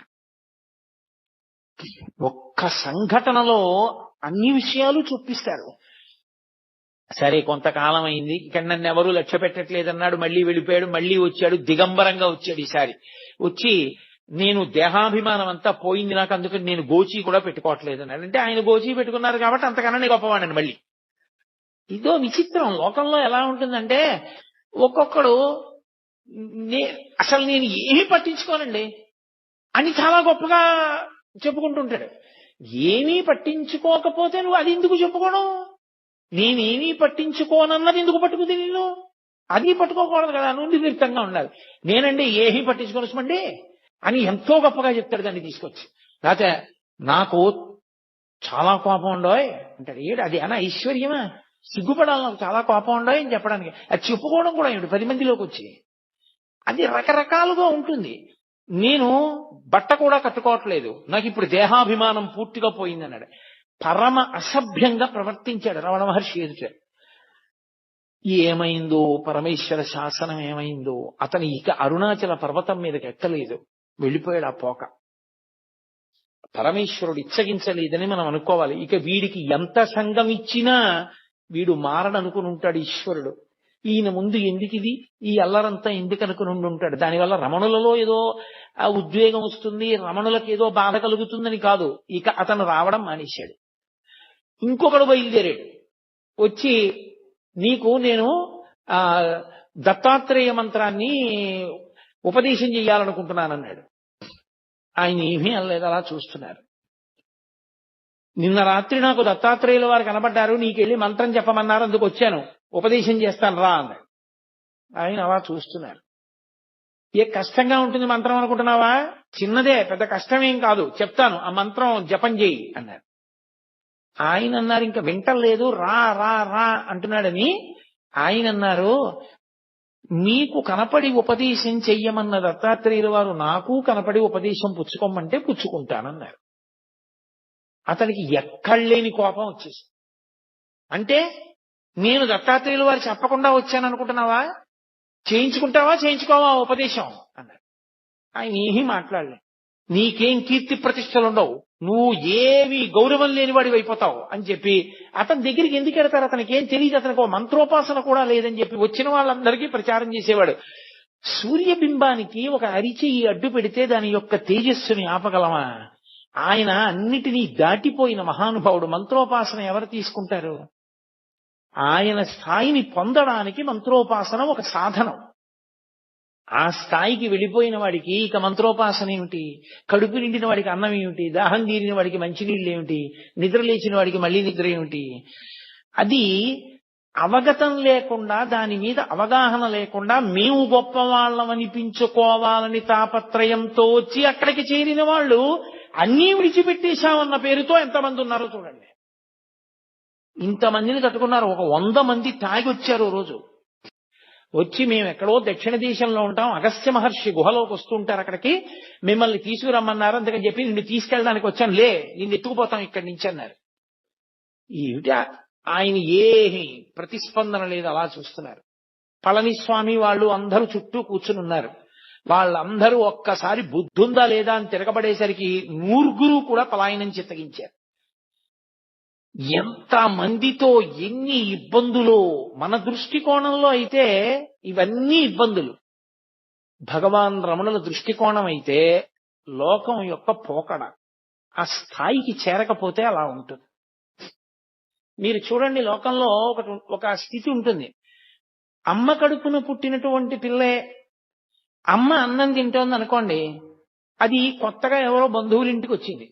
అమ్మ దానికి కడుపు నిండా అన్నం పెట్టి కూర్చోబెట్టి టీవీ చూడవే అని ఏదో బొమ్మలు కనపడేటటువంటిది పెట్టి చూడమంది. అమ్మ అన్నం తింటోంది, 4 ముద్దలు తినలేదు, ఇది వచ్చేసి అమ్మ నువ్వు వచ్చేయి, అమ్మ నువ్వు వచ్చేయి, అమ్మ నువ్వు తొందరగా తినేసి వచ్చేయి, తొందరగా తినేసి వచ్చేయి అని తల్లిని పీకు తినేసి తల్లి తొడక్కి కూర్చుంటుంది. దాని పోరు పడలేక అమ్మ గబగబా తినేసి వెళ్ళిపోతుంది. ఈ పిల్లే అమ్మని అన్నం తినివ్వకుండా చేసింది. చాలా మంది పిల్లలు చూడండి, తల్లులకు బాగా తెలుస్తుంది. తల్లి అన్నం తింటున్నప్పుడే వాళ్ళకి మరుగుదొడ్డి అవసరం వస్తుంది. అమ్మ నించుంటారు అంతే. ఆ తల్లి గవ్వ చేయి కడుక్కుని పాపం వెళ్ళి వాళ్ళ అవసరం తీర్చి మళ్ళీ వస్తుంది. ఏం చేయిస్తుంది? ఏదో మళ్ళీ కొంచెం తిని ఆ కడుపు నిండిపోయింది అనిపించుకుంటారు. కొడుతుందా పిల్లల్ని? అసహించుకుంటుందా? ఏంట్రా ఇంత యుక్తాయుక్త విచక్షణ లేకుండా ఈ పిల్లలు ఎప్పటికి పెద్దవాళ్ళు అవుతారా? ఏంట్రా అన్నం కూడా తిన్నవారు దిక్కుమాల సంతానం సంతానం సంతానం అని ఏడిచానంటుందా?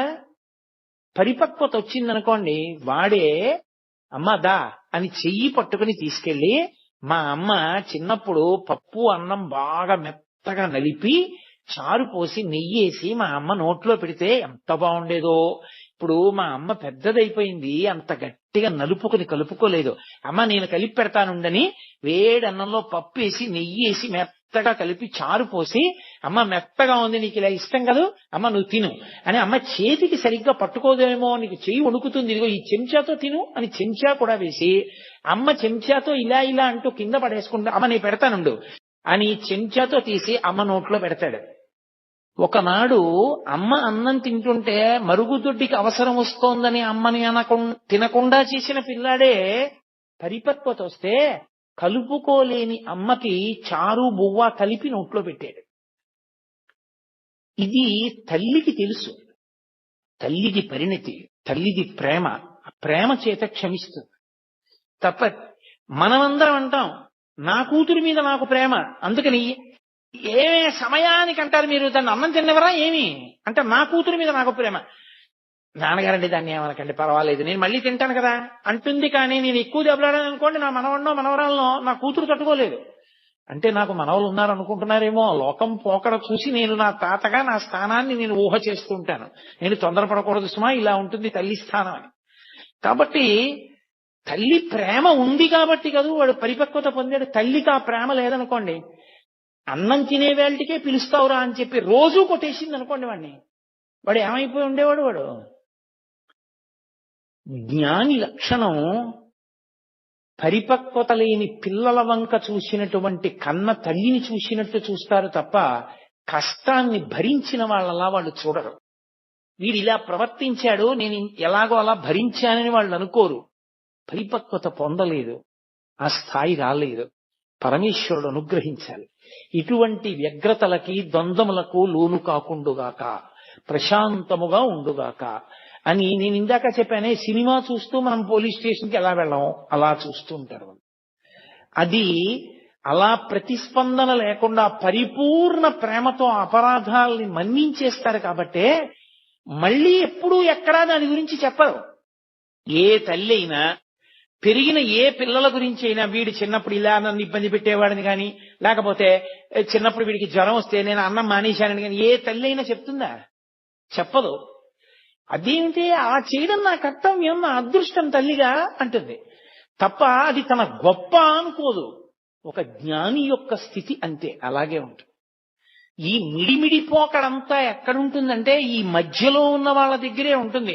నేనేదో ఉద్ధరించేశాను, నేనేదో గొప్పవాడిని, వాడు నా చేత ఉద్ధరింపబడ్డాడు, వాడు నా మాట వినద్దా, వీడు నా మాట వినకుండా పోయాడు, వాడి మీదేదో కక్ష, వీడి మీదేదో ప్రేమ, ఇవన్నీ ఇంకా పరిపక్వత రానంతసేపే తప్ప అది వచ్చిన తరువాత లోకమంతటి పట్ల దయే తప్ప ఇంకొక భావన ఉండదు. ఒకరితో సంగం ఉండదు, ఒకరితో ప్రీతి ఉండదు, ఒకరి పట్ల అప్రీతి ఉండదు. వీళ్ళు మా అమ్మ అందుకని ఏదో ప్రేమ, వీళ్ళు మా అమ్మ కాదు అందుకని వాళ్ళ మీద తక్కువ భావన, అలా ఏం ఉండవు. అన్నీ ఈశ్వరుడే. అందుకే స్వయంగా అళగమ్మ గారే వచ్చారు. ఒకసారి తిరుపతి వెళ్ళి అళగమ్మ గారు వచ్చారు. పాపం ఆవిడ ప్రారంధ కర్మ కష్టాలన్నీ అళగమ్మ గారికే వచ్చాయి. ఆ పెద్ద కొడుకు నాగస్వామి శరీరం వదిలిపెట్టేశాడు. ఆ చిన్నవాడు పాపం, ఆ పిల్లవాడు ఆ మూడో సంతానం, రెండోవాడు వెంకటరామన్ రమణ మహర్షి, మూడో పిల్లవాడు ఆ నాగసుందరం. ఆయన ఏదో ఒక దేవాలయంలో గుమాస్తాగా చేరి ఉన్న ఇల్లు కూడా అమ్మేసుకున్నారు. ఆ పిల్లవాడు కష్టపడి ఆ ఇంటినంతటినీ పోషిస్తుండేవాడు. ఏదో ఆవిడ తిరుపతి క్షేత్రానికి వచ్చి స్వామి దర్శనం చేసుకుని దగ్గర కదా అని అరుణాచలం వెళ్లి ఈ పిల్లవాడిని చూసింది. చూసి ఎంతో ఏడిచింది. మొట్టమొదటిసారి వెళ్ళినప్పుడు ఎంత ఏడ్చిందో. 2 రోజులు కొడుకుని వచ్చింది. చిత్రం ఏమిటో తెలుసా? పినతండ్రి కూడా గుర్తుపట్టలేదు కానీ పెద్ద పెద్ద గోళ్లు పెరిగిపోయి ధూళిధూసరమైన శరీరంతో గోచి పెట్టుకుని ఒక బండ మీద వెల్లకిలా పడుకుని ఉన్నారు. అలగమ్మ గారు వెళ్ళేటప్పటికి రమణ మహర్షి చూడగానే గుర్తుపట్టింది అలగమ్మ గారు. ఎంత ఏడ్చిందో, అంత తల కొట్టుకుంటున్నా ఏడుస్తున్న స్వామి మాత్రం పరమ ఉదాసీనంగా అలాగే ఉన్నారు. ఏ ప్రకంపనలు లేవు ఆయనలో, ఏ భావస్పందనలు లేవు. చుట్టూ ఉన్న వాళ్ళ అయ్యో అమ్మంటోందంత ఏడుస్తోంది, కనీసం జవాబు చెప్పద్దా అన్నారు. ఆయన నోటుతో మాట్లాడితే కదూ, ఓ కాగితం ఇమ్మని దాని మీద వ్రాశారు. కర్త ఎవరి ప్రారబ్ధానుసారం వారిని ఆడిస్తూ ఉంటాడు. మనం కావాలనుకున్నవి జరగాలని లేదు, జరగాలనుకున్న వాటిని మనం ఆపలేము. కాబట్టి ఏది ఎలా జరుగుతుందో దానిని అంగీకరించడమే సర్వ విధములా శ్రేయస్కరం. అదే మొట్టమొదటి ఉపదేశం. ఆయన జీవితంలో వ్రాతపూర్వకంగా కాని నోటితో కాని చేసిన మొట్టమొదటి ఉపదేశం అదే. కాగితం మీద వ్రాసి అలగమ్మ గారికి ఇచ్చారు. ఇక ఈ పిల్లవాడు రాడు, ఈ పిల్లవాడి యొక్క స్థాయి వేరని ఆమె స్థాయిలో ఆవిడ ఏమనుకుంటారు ఒక తల్లిగా? ఏమిటో కొడుకుని ఇంత కష్టపడ్డాను, పెంచాను, పెద్ద చేశాను, ఇలా అయిపోయాడు అనుకుని పాపం ఆవిడ వెళ్ళిపోయారు. ఆ తరువాతి కాలంలో మళ్ళీ ఆవిడికి ఇంకా జీవితం మీద విరక్తి వచ్చింది. విరక్తి రావడానికి కారణం కూడా భగవంతుడు అందుకే ఒక్కొక్కళ్ళకి ఒక్కొక్కటి ముందే ఇచ్చేస్తాడులా ఉంది. ఆవిడికి దక్షిణామూర్తి స్తోత్రం, వేదాంత స్తోత్రాలంటే ఇష్టం ఉండడం, ఎప్పుడూ వాటిని మననం చేయడం, ఆవిడికి కొన్ని వేల వేదాంత సంబంధమైన పాటలు నోటికొచ్చుట అలగమ్మ గారికి. అవన్నీ పాడుకుంటూ గడిపేవారు. ఆవిడ ప్రారంధం ఏమిటంటే ఆఖరికి ఆ మూడో కొడుకు నాగసుందరంకి పెళ్లి చేశారు. ఆ పెళ్లి చేస్తే పెద్దవాడు అసలు సంతానం లేకుండానే ఈయన శరీరం వదిలేశాడు నవయవ్వనంలో ఉండగా. ఇక మూడోవాడు పెళ్లి చేశారు, ఓ కొడుకు పుట్టాడు, భార్య చనిపోయింది. చనిపోతే పాపం ఆ చిన్న పిల్లవాడిని ఈయనేం పెంచగలడు? తీసుకెళ్లి మళ్ళీ పినతండ్రి గారి భార్య జానకి అమ్మాள் నెల్లియప్ప అయ్యర్ గారి భార్య జానకి అమ్మాள் గారికి ఇచ్చారు. ఆవిడ అప్పటికి వృద్ధురాలు అయిపోయింది. ఆవిడ ఏం పెంచగలదు పిల్లని? మళ్ళీ ఆ పిల్లాన్ని తీసుకెళ్లి ఆ పిల్లవాడి మేనత్త అలవేలుమంగ ఆఖరి పిల్ల, ఆ పిల్లకి ఇచ్చారు. ఆ పిల్ల ఏదో సాకుతోంది. ఎక్కడ చూసినా అప్పులు, తగిన ఉద్యోగమా లేదు, భార్య చచ్చిపోయింది, కొడుకునా ఎవరో పెంచుతున్నారు. అసలు ఎందుకు ఇంకా బతకాలనిపించింది ఆయనకి. ఈలోగా అలగమ్మ గారు మెల్లిగా కొడుకు దగ్గరికి వెళ్ళిపోయారు. ఇది ఒక విచిత్రమైన సంఘటన. నాకు భగవాన్ రమణుల జీవిత చరిత్ర మొత్తం మీద చాలా కాలం నాకు అనుమానం ఉండిపోయిన సందర్భం ఇదొక్కటే. ఆ తర్వాత నాకు పరమేశ్వరానుగ్రహం వల్ల యథార్థంగా చెప్పాలంటే రమణ మహర్షి ఒక వ్యక్తి రూపంలో అనుమానాన్ని తీర్చారు. అప్పటి వరకు నాకు ఇది ఎందుకు అలా జరిగింది అని అర్థమయ్యేది కాదు. అలగమ్మ గారు కొడుకు దగ్గరికి వెళ్ళిపోతానని చెప్పి అరుణాచలం వెళ్ళిపోయి అరుణాచలంలోనే ఒకరి ఇంట్లో ఉండేవారు. ఆవిడికి విరూపాక్ష గుహలోనే ఉండాలి కొడుకుతో అని కోరిక. కూతురు అలమేలమంగ అడిగిందమ్మా మా ఇంటికి వచ్చేసేయమ్మా మాతో ఉండమని. అయినా కూడా కొండ మీదకి వెళ్ళిపోయి సరే పెద్ద ఆవిడ ఉన్నంత కాలం ఉండదు, ఇంకా ఆవిడ కిందెందుకని ఆవిడ్ని కూడా విరూపాక్ష గుహకి తీసుకొచ్చేశారు. అది చిన్న గుహ, బయటకు చిన్న గదిలా ఉంటుంది, లోపల గుహ ఉంటుంది. అక్కడే ఈవిడే ఉండేవారు. అక్కడ ఈవిడిది ఆచారం సంప్రదాయం, తడి పొడి మడి మైల ఆచారము ఈవిడిది. ఆయనేమో అగ్నిహోత్రం, మహాజ్ఞాని, ఆయన అన్నిటికీ అతీతుడు. ఆయన దగ్గరికి వచ్చి ఒకప్పుడు ఒక వ్యక్తి ఏడిచాడు, నేను ఎన్ని కష్టాలు పడుతున్నానో నేను చేసిన పాపాలేనని. ఆఖరికి విని విని విని విని విని ఎప్పుడూ మాట్లాడని భగవాన్ రమణులు అన్నారు, అన్ని పాపాలున్నాయా నిన్ను బాధపెట్టడానికి అన్నారు. చాలా పాపం చేసేసానన్నాడు. నాకు ఇచ్చేస్తావా పుచ్చేసుకుంటానో అప్పుడు నీకు శాంతమా అన్నారు. ఇచ్చేస్తాను పుచ్చేసుకుంటారా అన్నాడు. ఇచ్చేసేయి అన్నాడు. అయితే నీళ్లు పోసి ధార పోసి నేను పుచ్చేసుకుంటాను ఆ పాపాలన్నారు. ఆయన చేతులు చాపారు, అతను నీళ్లతో ధార పోసేశాడు. నా పాపాలన్నీ నీకు ఇచ్చేస్తున్నాడు. ఆయన పుచ్చేస్తాడు. పుచ్చేసుకుంటే ఏమైనా అయిపోయిందా? ఇప్పుడు ఆయన్ని పాపాలు బాధిస్తాయని మీరు అనుకుంటున్నారా? ఒక్క విషయం గుర్తుపెట్టుకోవాలి. ఓ కొవ్వొత్తి వెలుగుతోందనుకోండి, దాని మీద నేను నీటి బొట్టు వేశాననుకోండి, కొవ్వొత్తి నిధనం అయిపోతుంది. పొయ్యి వెలుగుతోందనుకోండి, నేను చారెడు నీళ్లు తీసి ఇలా అన్నాను అనుకోండి, మంట నిధనం అవుతుంది. ఒక ఇల్లు కాలిపోతోందనుకోండి, పోనీ అమంగళకరమైన మాట ఎందుకు, అరణ్యంలో దావానలం వ్యాప్తి చెందిందనుకోండి, పెద్ద మంట, అరణ్యం కాలిపోతోందనుకోండి, నేను వెళ్ళి చారెడు నీళ్లు తీసి చల్లాను అనుకోండి, మంట ఏమైనా నిధనం అవుతుందా? ఈ నీళ్లు కాలిపోతాయి. నీరు నిప్పు నార్పాలి, కానీ అంత మంటలో చారుడు నీళ్లు పడితే మరిగి ఆవిరైపోతాయి, కాలిపోతాయి. అవి ఆర్పవలసిన నీరు కాలిపోయింది మంటలో. ఎందుకని? మంట పెద్దది, నీరు తక్కువ. రగిలిపోతున్న జ్ఞానాగ్ని పరమేశ్వర స్వరూపం అది. అది పాపాలు పుచ్చుకుంటే మాత్రం దాన్ని ఏమైనా చేస్తాయా? దగ్ధమైపోతాయని. ఇంకొకరికి శాంతినివ్వడానికి పాపాలు పుచ్చేస్తున్నారంతే మహానుభావుడు. అంతటి ద్వంద్వాతీత స్థితి. రమణుల పేరు చెప్తే చాలు గురువుల యొక్క అనుగ్రహం కలుగుతుంది, అరుణాచలేశ్వరుడి యొక్క అనుగ్రహం కలుగుతుంది. సాక్షాత్ సుబ్రహ్మణ్యావతారం. అంతటి మహానుభావుడు గుహలో కూర్చునుండగా కావ్యకంఠ గణపతి ముని ఒక్కరే ఉన్నారు.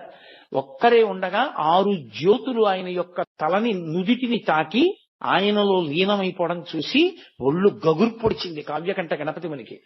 6 జ్యోతులు ఆయన నుదురుని తాకి ఐక్యం అయ్యాయంటే ఇది షణ్ముఖ స్వరూపం, సుబ్రహ్మణ్య స్వరూపం అని నిర్ధారించారు. అలగమ్మ గారికి పాపం మడి మైలా, ఆవిడ తాపత్రయం ఆవిడది, ఆవిడ ఆచారం ఆవిడది. అది తప్పు అని మాత్రం అనకూడదు సుమండి. నేను మీతో తరచుగా మనవి చేస్తున్నాను, జ్ఞానికి ఇవేం ఉండవు. జ్ఞాని వీటన్నిటికన్నా అతీతమైన స్థాయిలో ఉంటాడు, ఏ ప్రతిస్పందన ఉండదు. కానీ రమణ భగవానుల్ని చూసి మీరు కూడా అంటే మనం కూడా అలా ఉందాం అనుకుంటే తప్పు. ఆ స్థాయికి చేరకుండా అలా చేయకూడదు, చాలా పొరపాటు, అలా ఉండకూడదు. ఆవిడ ఉల్లిపాయ వేయించేవారు కాదు. ఉల్లిపాయ వేయకండి, ఉల్లిపాయ తినకూడదు అనేవారు. ములక్కాడ పట్టుకొస్తే ములక్కాడ వేయించేవారు కాదు. భిక్షాన్నం ఏమిటని ఆవిడే పోయి పెట్టుకుని వండుకుంటూ ఉండేవారు. నేను పెట్టుకుంటాను కొడుకు అంటుండేవారు. రమణులు ఆవిడ్ని చూసి పరిహాసం ఆడేవారు. మా అమ్మ మోక్షానికి ఎడుతూ ఉంటే ఉల్లిపాయలు పర్వతాలై అడ్డుపడిపోతాయి, ములక్కాడ అరణ్యాలు అయిపోయి చిక్కుపోతుంది, అందుకని మా అమ్మ తిందంటుండేవారు. ఆవిడ నేను అమ్మని కాబట్టి నేను పెడితే తినాలి, నాతో మాట్లాడాలని. ఆయన అనేవారు, ఎవరు అమ్మ?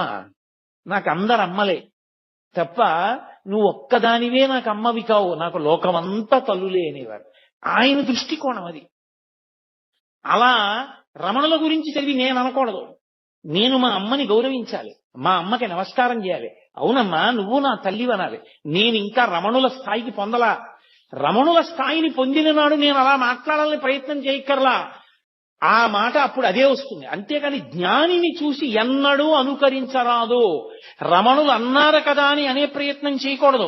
అది చాలా పొరపాటు. ఇవాళ చాలా చోట్ల చాలా మంది చేసే పెద్ద పొరపాటు అక్కడే చేస్తారు. అలా చేయకూడదు. జ్ఞానిని అనుకరిస్తే భంగపాటు పొందుతారు. ఎందుకో తెలుసా? మీ అనుష్ఠానం పోతుంది. జ్ఞాని కాకుండా జ్ఞానిలా ప్రవర్తిస్తే పరమ ప్రమాదం. ఏది? రమణులు అన్నారు, నువ్వు అన్నావు తల్లిని. రమణులు భిక్షాన్నం తింటారు, నువ్వు తింటావా? రమణులని జటాస్వామి ఆ తర్వాత బాలానంద స్వామి అలా ప్రవర్తించిన ఆయన అలా ఉండగలరు, నువ్వు ఉండగలవా? ఉండగలిగితే అలా కూడాను. జ్ఞాని స్థితిని చూసి జ్ఞాని ఎలా ఉన్నాడో అలా నువ్వు ఉండే ప్రయత్నం చేస్తే చాలా ప్రమాదం వస్తుంది. అలా ఎప్పుడూ చేయకూడదు. ఆచారకాండే. రమణులు అలా అన్నారు అంటే అది ఆయన స్థాయి. అటువంటి భగవానుల దగ్గరికి ఒకప్పుడు కావ్యకంఠ గణపతి ముని వచ్చారు. నేను కావ్యకంఠ గణపతి ముని గురించి కేవలం 1-2 వాక్యాలు చెప్పి వదిలేశాను అనుకోండి, అంతకన్నా అన్యాయమైన విషయం ఇంకోటి లేదు రమణతత్వం చెప్పేటప్పుడు. ఎందుకంటే రమణులకు కావ్యకంఠ గణపతి మునికి అంత సాన్నిహిత్యం. కావ్యకంఠ గణపతి ముని గురించి చెప్తే రమణుల గురించి చెప్పాలి, రమణుల గురించి చెప్తే కావ్యకంఠ గణపతి ముని గురించి చెప్పాలి. ఇద్దరిని విడదీసి ఇద్దరి జీవితాలు వేరు వేరు, ఆయన గురించి ఆయనలా చెప్తాను, ఈయన గురించి ఈయనలా చెప్తానంటే అసలు చెప్పడం కుదరదు, పరిపూర్ణం అవ్వదు. అందుకే నేను ప్రత్యేకంగా రేపటి రోజున కావ్యకంఠ గణపతి ముని, భగవాన్ రమణులు వాళ్ళిద్దరి విశేషాల్ని రేపటి రోజున మీతో మనవి చేస్తాను. ఇవాళ ఒక్క విషయమే చెప్తాను. కావ్యకంఠ గణపతి ముని విఘ్నేశ్వరుడి యొక్క అనుగ్రహం చేత జన్మించిన కారణ జన్ముడు, మహావిద్వాంసుడు. ఆయన అపారమైనటువంటి శిష్యులు ఆయనకి. ఆయన ఒకసారి రమణుల దగ్గరికి వచ్చారు. వచ్చి తపస్సనగా ఏమి అని అడిగారు. నాకు నిజంగా తెలుసుకోవాలనుంది, మంత్రజపంతో తపస్సుని పొందాలి అంటే ఏం చెయ్యాలి, జపంలో ఏది తపస్సు అని అడిగారు. అంతటి మహావిద్వాంసు రమణ మహర్షి అన్నారు, నోరు విప్పి మాట్లాడి. మంత్రజపం చేసినప్పుడు ఆ మంత్రం యొక్క స్వరం ఎక్కడ నుంచి బయటికి వస్తోందో ఆ మూల స్థానంలోకి లయమైపోవడమే జపం. మాట మాట్లాడుతున్నప్పుడు ఆ మాటలన్నీ ఎక్కడ ఉత్పత్తి అవుతున్నాయో ఆ ఉత్పత్తి అవుతున్న స్థానంలోకి లయమైపోవడమే తపస్సు. దీనికే తపస్సు అంటారన్నారు. అనగానే వెంటనే సంస్కృతంలో రమణ పంచకం చదివారు కావ్యకంఠ గణపతిమని. చదివి, మహానుభావ, ఎన్నో గ్రంథాలు చదివాను కానీ ఇలా చెప్పిన వాణ్ణి నేను చూడలేదు. వెంకటరామన్ అని పిలుస్తున్నారు. కాదు, ఈయనకి నేను సరి అయిన పేరు ఇప్పుడు నేను ఉంచుతున్నాను. ఇక ఇవాళ నుంచి ఇన్ని అందరూ రమణ మహర్షి అని పిలవండి. ఈయన రమణ, లోకములను రమింప చేస్తారు. కాబట్టి మహర్షి.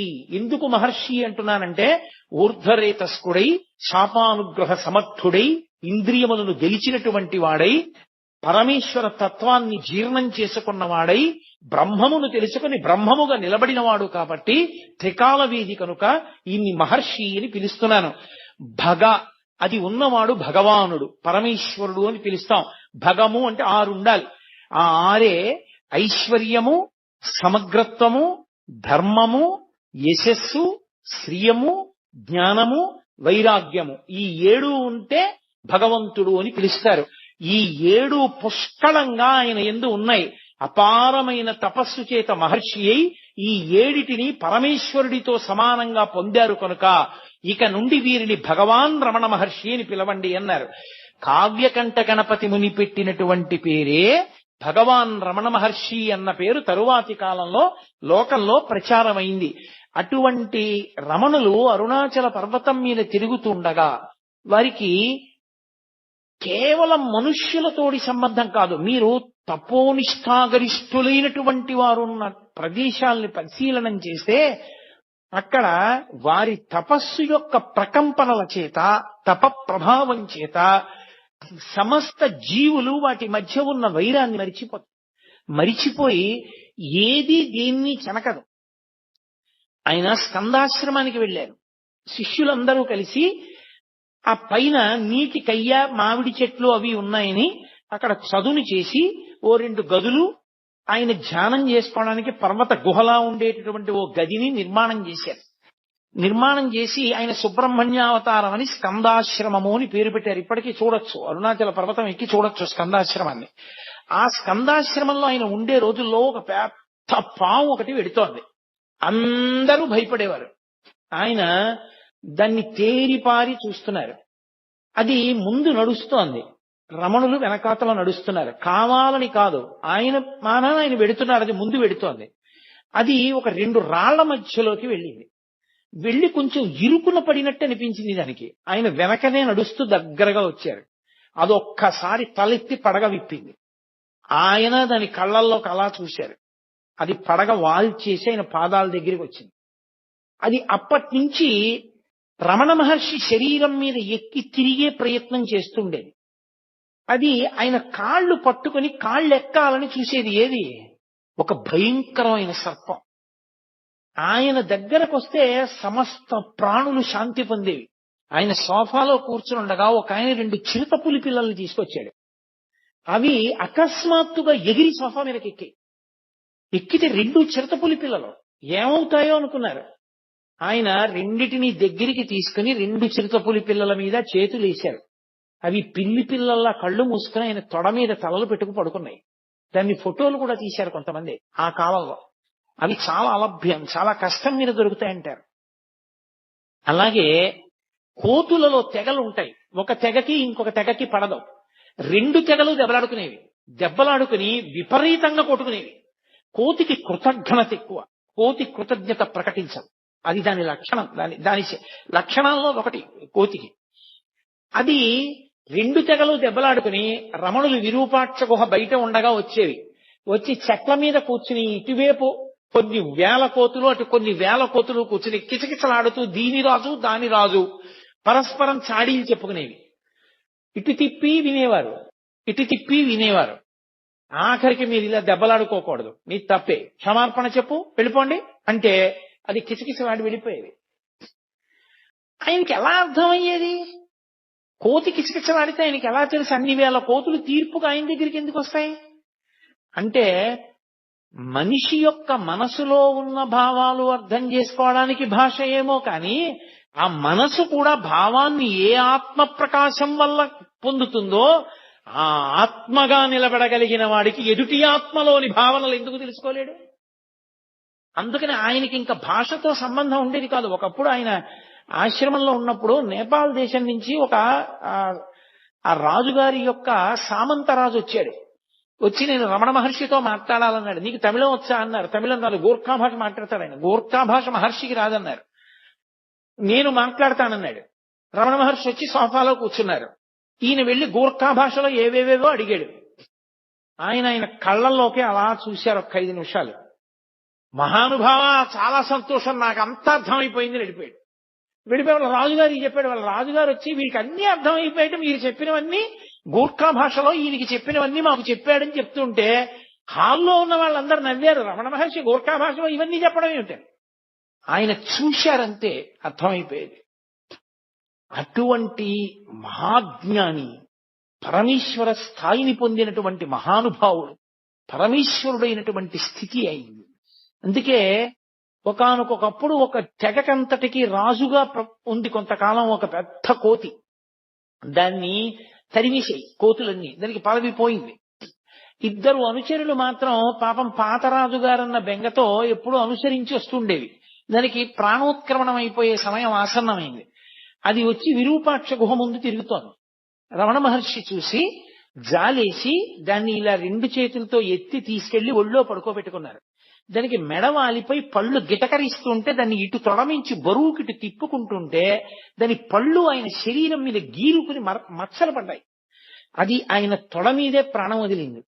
ఇది సిద్ధ పురుషుడు, అందుకనే అరుణాచల పర్వతం మీద తిరిగి ఇది ఇలా శరీరం విడిచిపెట్టింది, దీనికి విభూతి అలంకారం చేసి బొట్టు పెట్టి దీన్ని తీసుకెళ్లి గొయ్యి తీసి కర్పూరం వేసి ఖననం చెయ్యండి అని ఒక సన్యాసిని ఖననం చేయించినట్టు ఖననం చేయించారు.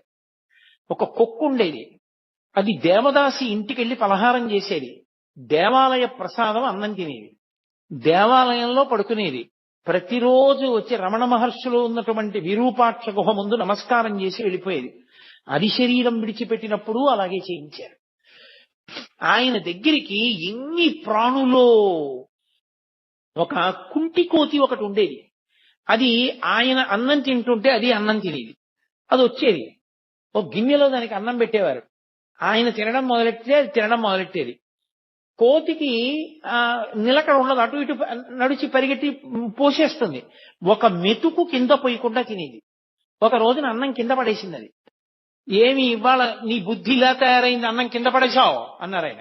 దానికి కోపం వచ్చి రమణ మహర్షి కంటి మీద కొట్టింది. ఆయన నువ్వు నా దగ్గరికి రావద్దన్నారు. అది ఏడుస్తూ వచ్చి ఒక వారం రోజులు పోయిన తర్వాత అన్నం తినడం మానేసి బతిమాలుకుంది ఆయన కాళ్ళ దగ్గర కూర్చుని, నన్ను మళ్ళీ మీ ఒళ్ళోకి తీసుకోండి, నాకు అన్నం పెట్టండి అని. ఆయన అన్నం పెడితే అది కలిసి అన్నం తినేది. అది ఒకానొకప్పుడు కోతులందరికీ రాజు అయింది. ఆయన అన్నారు నోటితో, నువ్వు ఒకనాడు రాజు అవ్వాలి కోతులకి అన్నారు. అది నిజంగా రాజు అయింది. వాళ్ళు ఎన్నుకుంటారట కోతుల జాతుల్లో కూడా. ఎన్నుకుని అది వచ్చి భగవాన్కి స్కందాశ్రమంలో ఉండగా వచ్చి నమస్కారం పెట్టుకుంది. నమస్కారం పెట్టుకుంటే ఆయన అన్నారు అన్నం తినన్నారు. అంటే అది తిననని చెప్పి సంజ్ఞ చేసి వెళ్లి చెట్టు మీద కూర్చుంది. 2 రాణులు. వానర జాతిలో ఏంటంటే అంతవరకు ప్రభువుగా ఉన్నవాడి రాణులు కొత్త ప్రభువుకి రాణులు అయిపోతారు. అందుకని రాణులతో కూర్చున్నది. అందుకని అక్కడ అన్నం తింది అది. ఆ తర్వాత ఇన్ని ప్రాణులు, ఒక ప్రాణి కాదు. ఆ కూరలవ్వ అని ఒక ఆవిడ ఉండేది. ఆవిడ పాపం ఆకుకూరలు తెచ్చి ఉడికించి రమణ మహర్షికి పెడుతూ ఉండేది అరుణాచల పర్వతం మీద ఉన్నప్పుడు. ఆవిడ మహాతల్లి లక్ష్మి అనేటటువంటి ఒక ఆవు రూపంలో పుట్టి ఆశ్రమానికి వచ్చింది.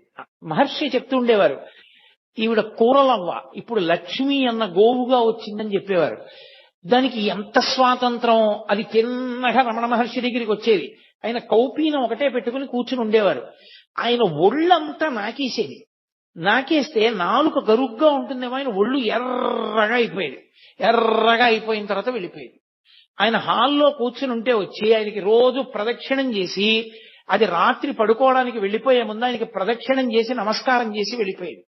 గోశాల కట్టారు. గోశాల కడితే గోశాలలోకి ఆ ఆవుని పంపిస్తున్నారు. అది వెళ్ళలేదు, ఎంత తోసినా వెళ్ళలేదు. అది అందరినీ తప్పించుకుని పరిగెత్తుకుంటూ హాల్లోకి వచ్చి రమణ మహర్షి ముందు నించుంది. ఆయనకు అర్థమైంది, ఓ నేను గృహప్రవేశం చేస్తున్నాను గోశాలలోకి, మీరు లేకపోతే ఎలా రమ్మంటోందని. ఆయన లేచి వచ్చారు. ఎందుకు దాన్ని అలా ఇబ్బంది పెడతారు, అది నేను వచ్చాక గృహప్రవేశం చేస్తానంటోందన్నారు. అప్పుడు భగవానులతో కలిసి అది గృహప్రవేశం చేసి దానికి అంత చేరిక, ఎంతమందిలో ఉన్నా సరే అది టీవీగా నడిచి వచ్చి రమణ మహర్షి దగ్గరికి వచ్చి ఆయన్ని నాకేసి ఆయనకి ప్రదక్షిణం చేసి నమస్కారం చేసి వెళ్ళిపోయింది. ఆఖరణ దానికి ప్రాణం పోయేటప్పుడు కూడా అలాగే ఉగ్గపట్టుకుంది ప్రాణాలు. రమణ మహర్షి వెళ్లి దగ్గర కూర్చుని ఒళ్ళో తల పెట్టుకుని, ఏమ్మా బాధగా ఉందా లక్ష్మి అని ఒళ్ళు నిమురుతుంటే ఆయన వంకే చూస్తూ ప్రాణం వదిలేసి. ఇప్పటికీ రమణ మహర్షి ఆశ్రమంలో సమాధులుంటాయి, వెనక్కి వెళ్లి చూస్తే అందులో ఆ లక్ష్మి గోవు అని ఆవు బొమ్మేసి సమాధి ఉంటుంది. అది ఒక సిద్ధయోగి చిట్ట చివరికి ఇలా వచ్చి ఒక గోవు రూపంలో సేవించిందని ఆయన దానికి సన్యాసిని ఎలా పూడుస్తారో అలా ఖననం చేసి సమాధి నిర్మాణం చేశారు. అలా ఒక కాకి ఒక గ్రద్ద పొడిస్తే వచ్చి రమణ మహర్షి దగ్గర పడిపోయింది. ఆయన దాన్ని ఒళ్ళో పెట్టుకునేవారు. అది అలా వారం రోజులు ఉండి ఆయన ఒళ్ళోనే పడుకుని ఒళ్ళోనే ఉండి ఒళ్ళోనే వదిలిపెట్టేసింది ప్రాణం. ఉడతలు పరిగెడుతూ పరిగెడుతూ ఆయన దగ్గరికి వచ్చి ఆయన ఒంటి మీద ఎక్క ఆడుకుంటూ ఉండేవి. ఆయన జీడిపప్పు తెచ్చి చేతిలో పట్టుకుంటే తినమంటే తినేవి కావు. ఉడతలన్నీ వచ్చి చుట్టూ చేరితే ఆయన ఒక్కొక్క జీడిపప్పు పెడితే ఈ ఉడతలన్నీ తింటూ ఉండేవి. పాము వచ్చి పడగపట్టి నించునేది, నెమలు వచ్చి అక్కడ నించునేది. నెమలి పావుని కొట్టేది కాదు, పావు నెమలిని చూసి భయపడేది కాదు. అన్ని ఉడతలు ఆయన ఒంటి మీద తిరుగుతూ ఆడుకుంటూ ఉండేవి. పూర్వం మనం కాశీఖండంలో అగస్త్య మహర్షి యొక్క ఆశ్రమం గురించి చదివితే ఎంత విచిత్రంగా ఉంటుందో. ప్రాణులు తమ మధ్య వైరాన్ని కూడా మరిచిపోయి ఎలా తిరుగుతాయని చెప్తారో అలా తిరుగుతూ ఉండేవి ప్రాణులన్నీ ఆయన దగ్గర. జాక్ అని ఒక కుక్క, ఎంత విశ్వాసం మహర్షి అంటే, అంత విశ్వాసం ఉన్న కుక్క అది భీష్మాచార్యుల వారిలా ఉత్తరాయణ పుణ్యకాలం వచ్చే వరకు ప్రాణాలు ఒగ్గపట్టుకుని అపరభీష్ముడిని పిలిచారాయన దాన్ని. భగవాన్ వచ్చి దగ్గర కూర్చుని దాన్ని ఒళ్ళో పడుకోబెట్టుకున్న తర్వాత ఆయన వంక చూస్తూ కళ్ళు మూసేసి ఇప్పటికి జాక్ ది డాగ్ అని రాసి ఆ కుక్కకి కూడా సిద్ధ పురుషుడు ఆఖరిసారిలా శరీరం విడిచిపెట్టారని దానికి సమాధి కట్టించారు. త్రికాలవేది ఎక్కడ ఎన్ని ప్రాణులు ఆయన కోసం వస్తే అన్ని ప్రాణులతో మాట్లాడుతుండేవారు. అన్నీ ఆయనది చూసి పరవశించిపోతుండేవి. ఇన్ని ఆయన చుట్టూ చేరుతుండేవి. భగవంతుడి చుట్టూ సమస్త ప్రాణులు ఎలా తిరుగుతాయో రమణుల చుట్టూ అలా తిరుగుతుండేవి. అళగమ్మ గారు స్కందాశ్రమంలోకి వెళ్ళిన తర్వాత ఆవిడికి అనారోగ్యం వచ్చి ఇక ప్రాణోత్క్రమణం అయిపోయే సమయం ఆసన్నం అయిపోయింది. ఇక మాట పోయింది. ఆవిడ్ని పడుకోబెట్టి ఇప్పటికీ ఉంటుంది ఆ గది. అళగమ్మ గారికి మోక్షం ఇచ్చిన గది అని రాసుంటుంది, మనం లోపలికి వెళ్ళి చూడొచ్చు. ఆ గదిలో అమ్మ దగ్గర కూర్చుని అమ్మ గుండెల మీద కుడి చేయి పెట్టి అమ్మ తల మీద ఎడం చేయి పెట్టి పట్టుకున్నారు. తెల్లవారుజామున కూర్చున్న వ్యక్తి రాత్రి 8 గంటలకి లేచారు. లేచి అమ్మ మోక్షం పొందింది అన్నారు. అందరు ఆశ్చర్యపోయారు, ఏమైందన్నారు. అమ్మ చేసుకున్న కర్మల వల్ల వాసనాబలం వల్ల కొన్ని వేల జన్మలు ఎత్తాలి. ఆ కొన్ని వేల జన్మల్ని అమ్మతో సూక్ష్మ రూపంలో అనుభవింపచేసేశాను. సూక్ష్మ శరీరంతో అనుభవించేసింది. కర్మలన్నీ నశించిపోయాయి. ఇప్పుడు అమ్మ మళ్లీ పుట్టడానికి ఏ కర్మలు లేని స్థితిలో తన శరీరాన్ని విడిచిపెట్టేసింది.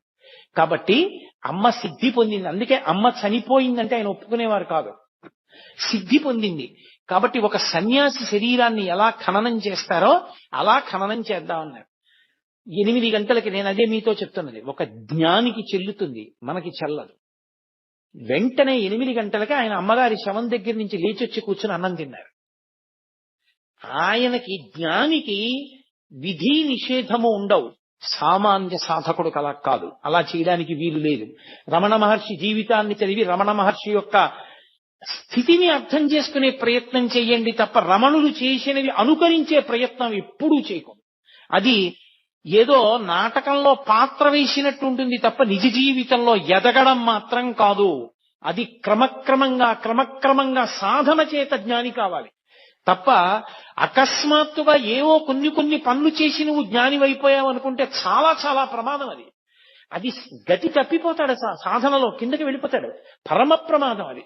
సరే, నేను దాని గురించి హెచ్చరికతో కూడిన ప్రసంగం ఎందుకు చెయ్యాలి, రమణతత్వం గురించి మాట్లాడే ప్రయత్నం చేస్తాను. ఆయన ఆ మూడో తమ్ముడు మహానుభావుడు పెద్ద ఆయన ఎలాగో నాగస్వామి శరీరం వదిలిపెట్టారు, రెండో ఆయన భగవాన్ రమణులైపోయారు, మూడో ఆయన తన భార్య చనిపోయింది, ఆ కొడుకుని తీసుకెళ్లి చెల్లెలు అలివేలు మంగ దగ్గర వదిలేశారు. ఆ నాగసుందరం గారు నేను ఒక్కడిని మాత్రం ఉండిపోవడం ఎందుకని, ఇక అళగమ్మ గారు అక్కడే ఉంది కదా అని చెప్పి ఆయన కూడా సన్యాసం తీసుకున్నారు. తీసుకుని నిరంజనానంద స్వామి అన్న పేరుతో ఆయన కూడా విరూపాక్ష గుహలోనే ఉండేవారు. ఈ తల్లి శరీరాన్ని పట్టుకుని కొండ కిందకి దిగారు. అప్పటికి శ్మశానం, ఇప్పుడు రమణాశ్రమం ఏదుందో అది శ్మశానంలో అంతర్భాగం. ఆ శ్మశానంలోనే ఒక గొయ్యి తీసి గోతిలో అమ్మ శరీరాన్ని ఉంచారు. ఉంచగానే ఎవరో కాశీ నుంచి శివలింగం తీసుకొచ్చారు. వెంటనే అమ్మగారి సమాధి మీద ఆ శివలింగాన్ని ఉంచి దీని పేరు మాతృభూతేశ్వరాలయము, అమ్మగా మారిన పరమేశ్వరుడు లేదా పరమేశ్వరుడైన అమ్మ అన్న పేరుతో అమ్మకి గుడి కట్టారు, మాతృభూతేశ్వరాలయం అని. అప్పటికి గుడేం లేదు. కొన్నాళ్లు పోయిన తర్వాత రోజు కొండ దిగొచ్చి నిరంజనానంద స్వామి పూజ చేసేవారు. రోజు రావడం వెళ్ళడం కష్టంగా ఉందని 4 తాటాకులతో చిన్న పందిరేసుకుని ఆ శ్మశానంలోనే సమాధి పక్కన ఉంటూ ఉండేవారు. అలా ఉంటూ ఉండగా కొంతకాలానికి జయంతి ఉత్సవాల సమయానికి రమణ మహర్షి కూడా వారం రోజుల ముందు వచ్చి అక్కడే ఉండిపోయారు. ఉండిపోయి ఆయన పైకి వెళ్ళలేదు కొండ మీదకి. ఉండిపోయిన తర్వాత 4 తాటాకు పందిళ్లు వేశారు. ఒక తాటాకు పందిరి గదిలో రమణులు కూడా ఉంటూ ఉండేవారు. అలా ఉన్న రోజుల్లోనే ఒక ఆశ్చర్యకరమైన సంఘటన జరిగింది. ఆయన ఒక గదిలో ఉంటుండగా ఓ కుక్కొకటి లోపల ఉండేది. ఒక 4 కిటికీల దగ్గర పడుకునేవారు. ఆయన పడుకున్నారు. ఇంతలో అలికిడి వినపడింది. ఊరికి చిట్ట చివరకు ఉంది ఆగ్నేయ భాగంలో. ఏమైంది, దొంగలు వచ్చారేమో అని అక్కడ ఉన్నవాళ్ళు లేచి కిటికీలోంచి చూశారు. చూసి 6 ఉన్నారు అన్నాడు లోపల ఉన్న అతను. కనపడ్డారు బయట 6 దొంగలు. 6 ఉన్నారన్నాడు. అనగానే వాళ్ళు కిటికీ అద్దం బద్దలగొట్టి కిటికీ బద్దలగొట్టారు. బద్దలగొట్టి లోపల ఎంతమంది ఉన్నారా, ఎవరున్నారా అని అరిచారు. అరిచేటప్పటికీ రమణులు ఆయనకి నిద్ర ఏమిటి, శరీరం నిద్రపోతుంది. ఆయన కూర్చుని అన్నారు, తలుపు తీయండి, వారిని రమ్మనండి, వారికి కావలసినవి ఏ ఉన్నా తీసుకుని వెళ్ళమనండి అన్నారు. అంటే వాళ్ళు దొంగలు చాలా ఉద్రేకంగా ఉన్నారు, వాళ్ళు మనల్ని కొడతారేమో అన్నారు. వాళ్ళు పాపం ఆ స్థాయిని ఇంకా పొందలేదు, వాళ్ళు దొంగతనంలో ఉన్నారు, వాళ్ళు ఉద్రేకపడచ్చు, కానీ మనం ఎందుకు ఉద్రేకపడాలి, తప్పు కదా, తీయండి తలుపు అన్నారు. అంటే తలుపు తీశారు. తలుపు తీసి లోపలికొచ్చి వాళ్ళు బడిత కర్రలు పెట్టి ఆ చుట్టూ ఉన్న వాళ్ళని అరిచిన కుక్కని కూడా కొడితే కుక్క భయపడిపోయి పారిపోయింది గదిలోకి.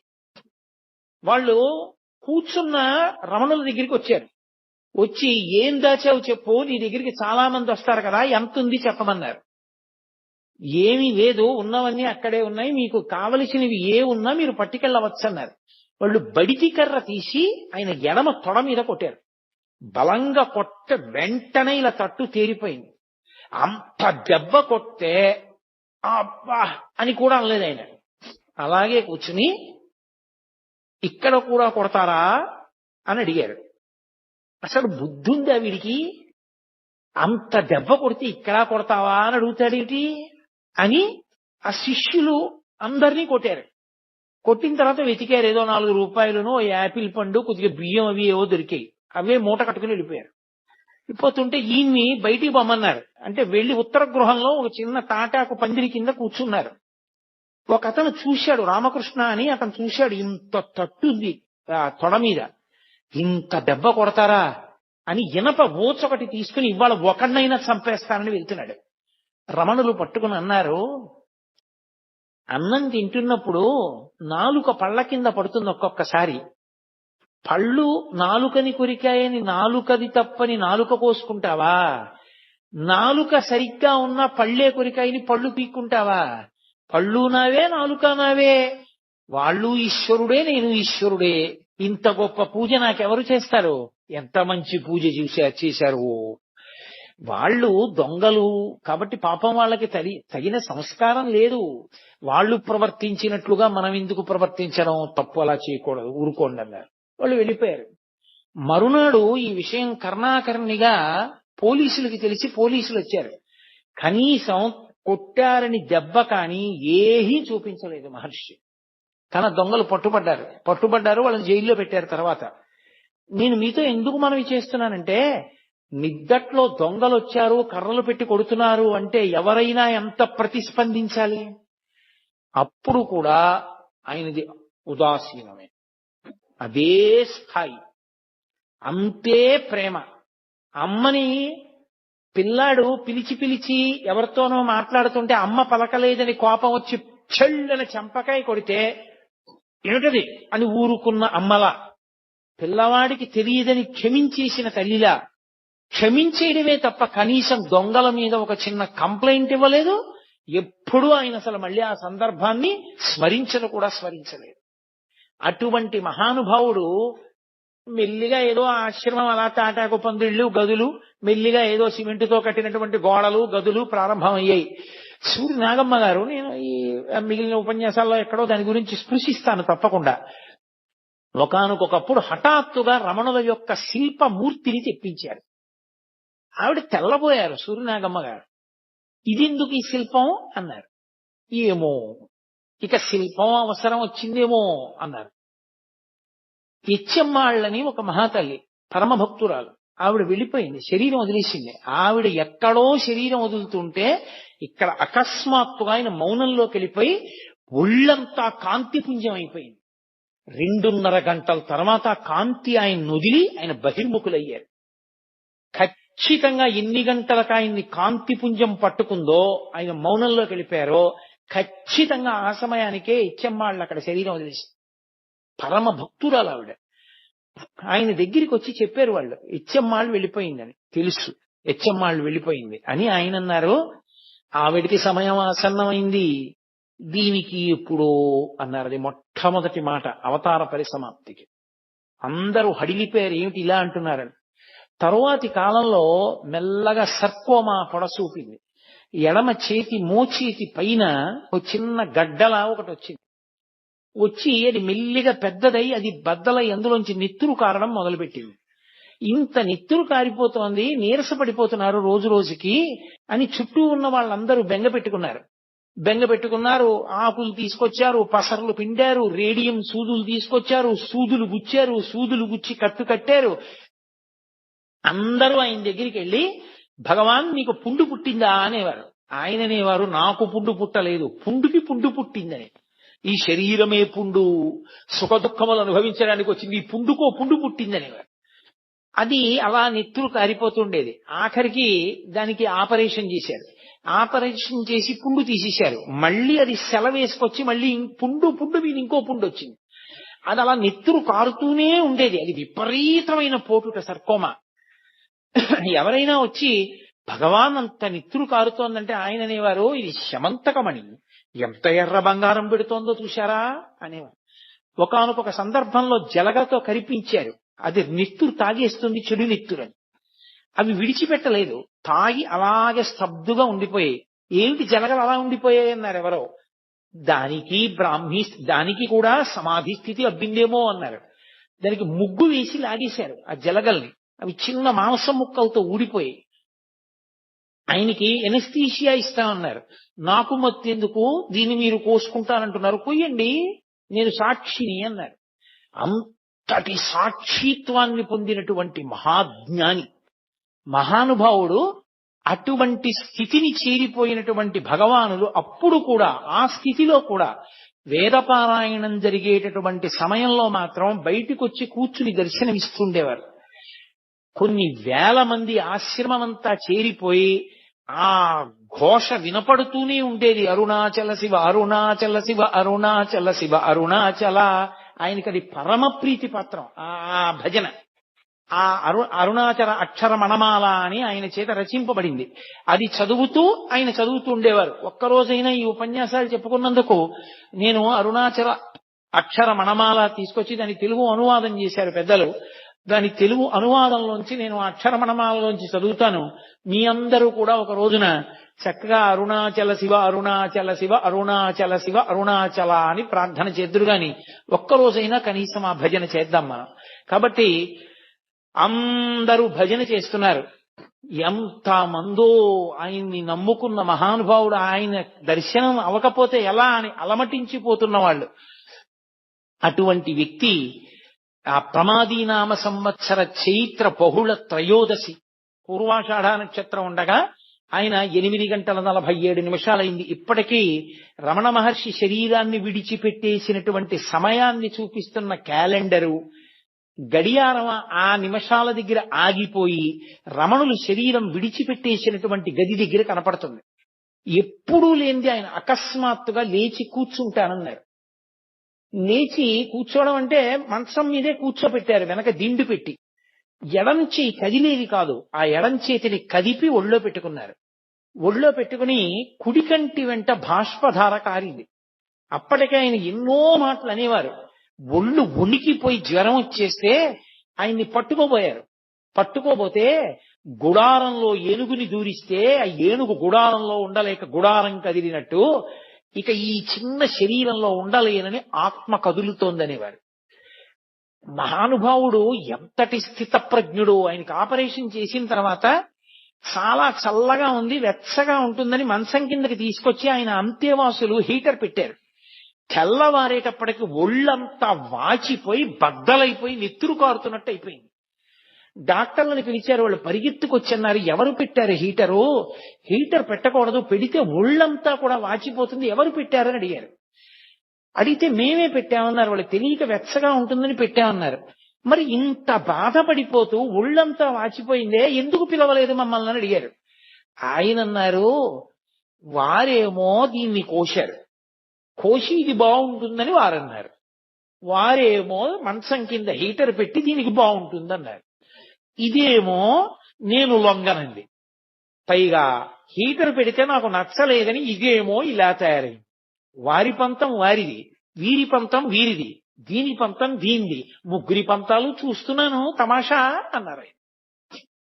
ఒక ఆయన అన్నాడు, అలా కాదు భగవాన్, ఇక్కడ ఆపరేషన్ చేస్తే మళ్ళీ వచ్చేస్తోంది, అందుకని ఎడం చేయి తీసేస్తా అన్నారు. ఆయన చిరునవ్వు నవ్వన్నారు, నా అదృష్టం, తల మీద పుడితే తలకొద్దురా అన్నారు. తప్ప అలా చేయి తీయించేసుకునేదో బతుకుదామన్నా ఆ శరీరంతో ఉండాలన్న కోరిక కూడా లేదు. ఆ క్షణం రానే వచ్చింది. ఇంతమంది ప్రార్థన చేస్తున్నారు. కుడికంటి వెంట బాష్పధార కారింది. అంటే పరమానందాన్ని పొందారమ్మయ్య, అయిపోయింది శరీరం, ప్రారంధ కర్మ అయిపోయింది, వదిలిపెట్టేశాను శరీరాన్ని. కొన్ని వేల మంది చూస్తూ ఉండగా ఆ అరుణాచల క్షేత్రంలో ఆ ఊళ్ళో వాళ్ళు కూడా చూస్తుండగా ఆయనలోంచి ఒక జ్యోతి బయటికి వెళ్ళి నిలబడింది రమణాశ్రమంలో పైన.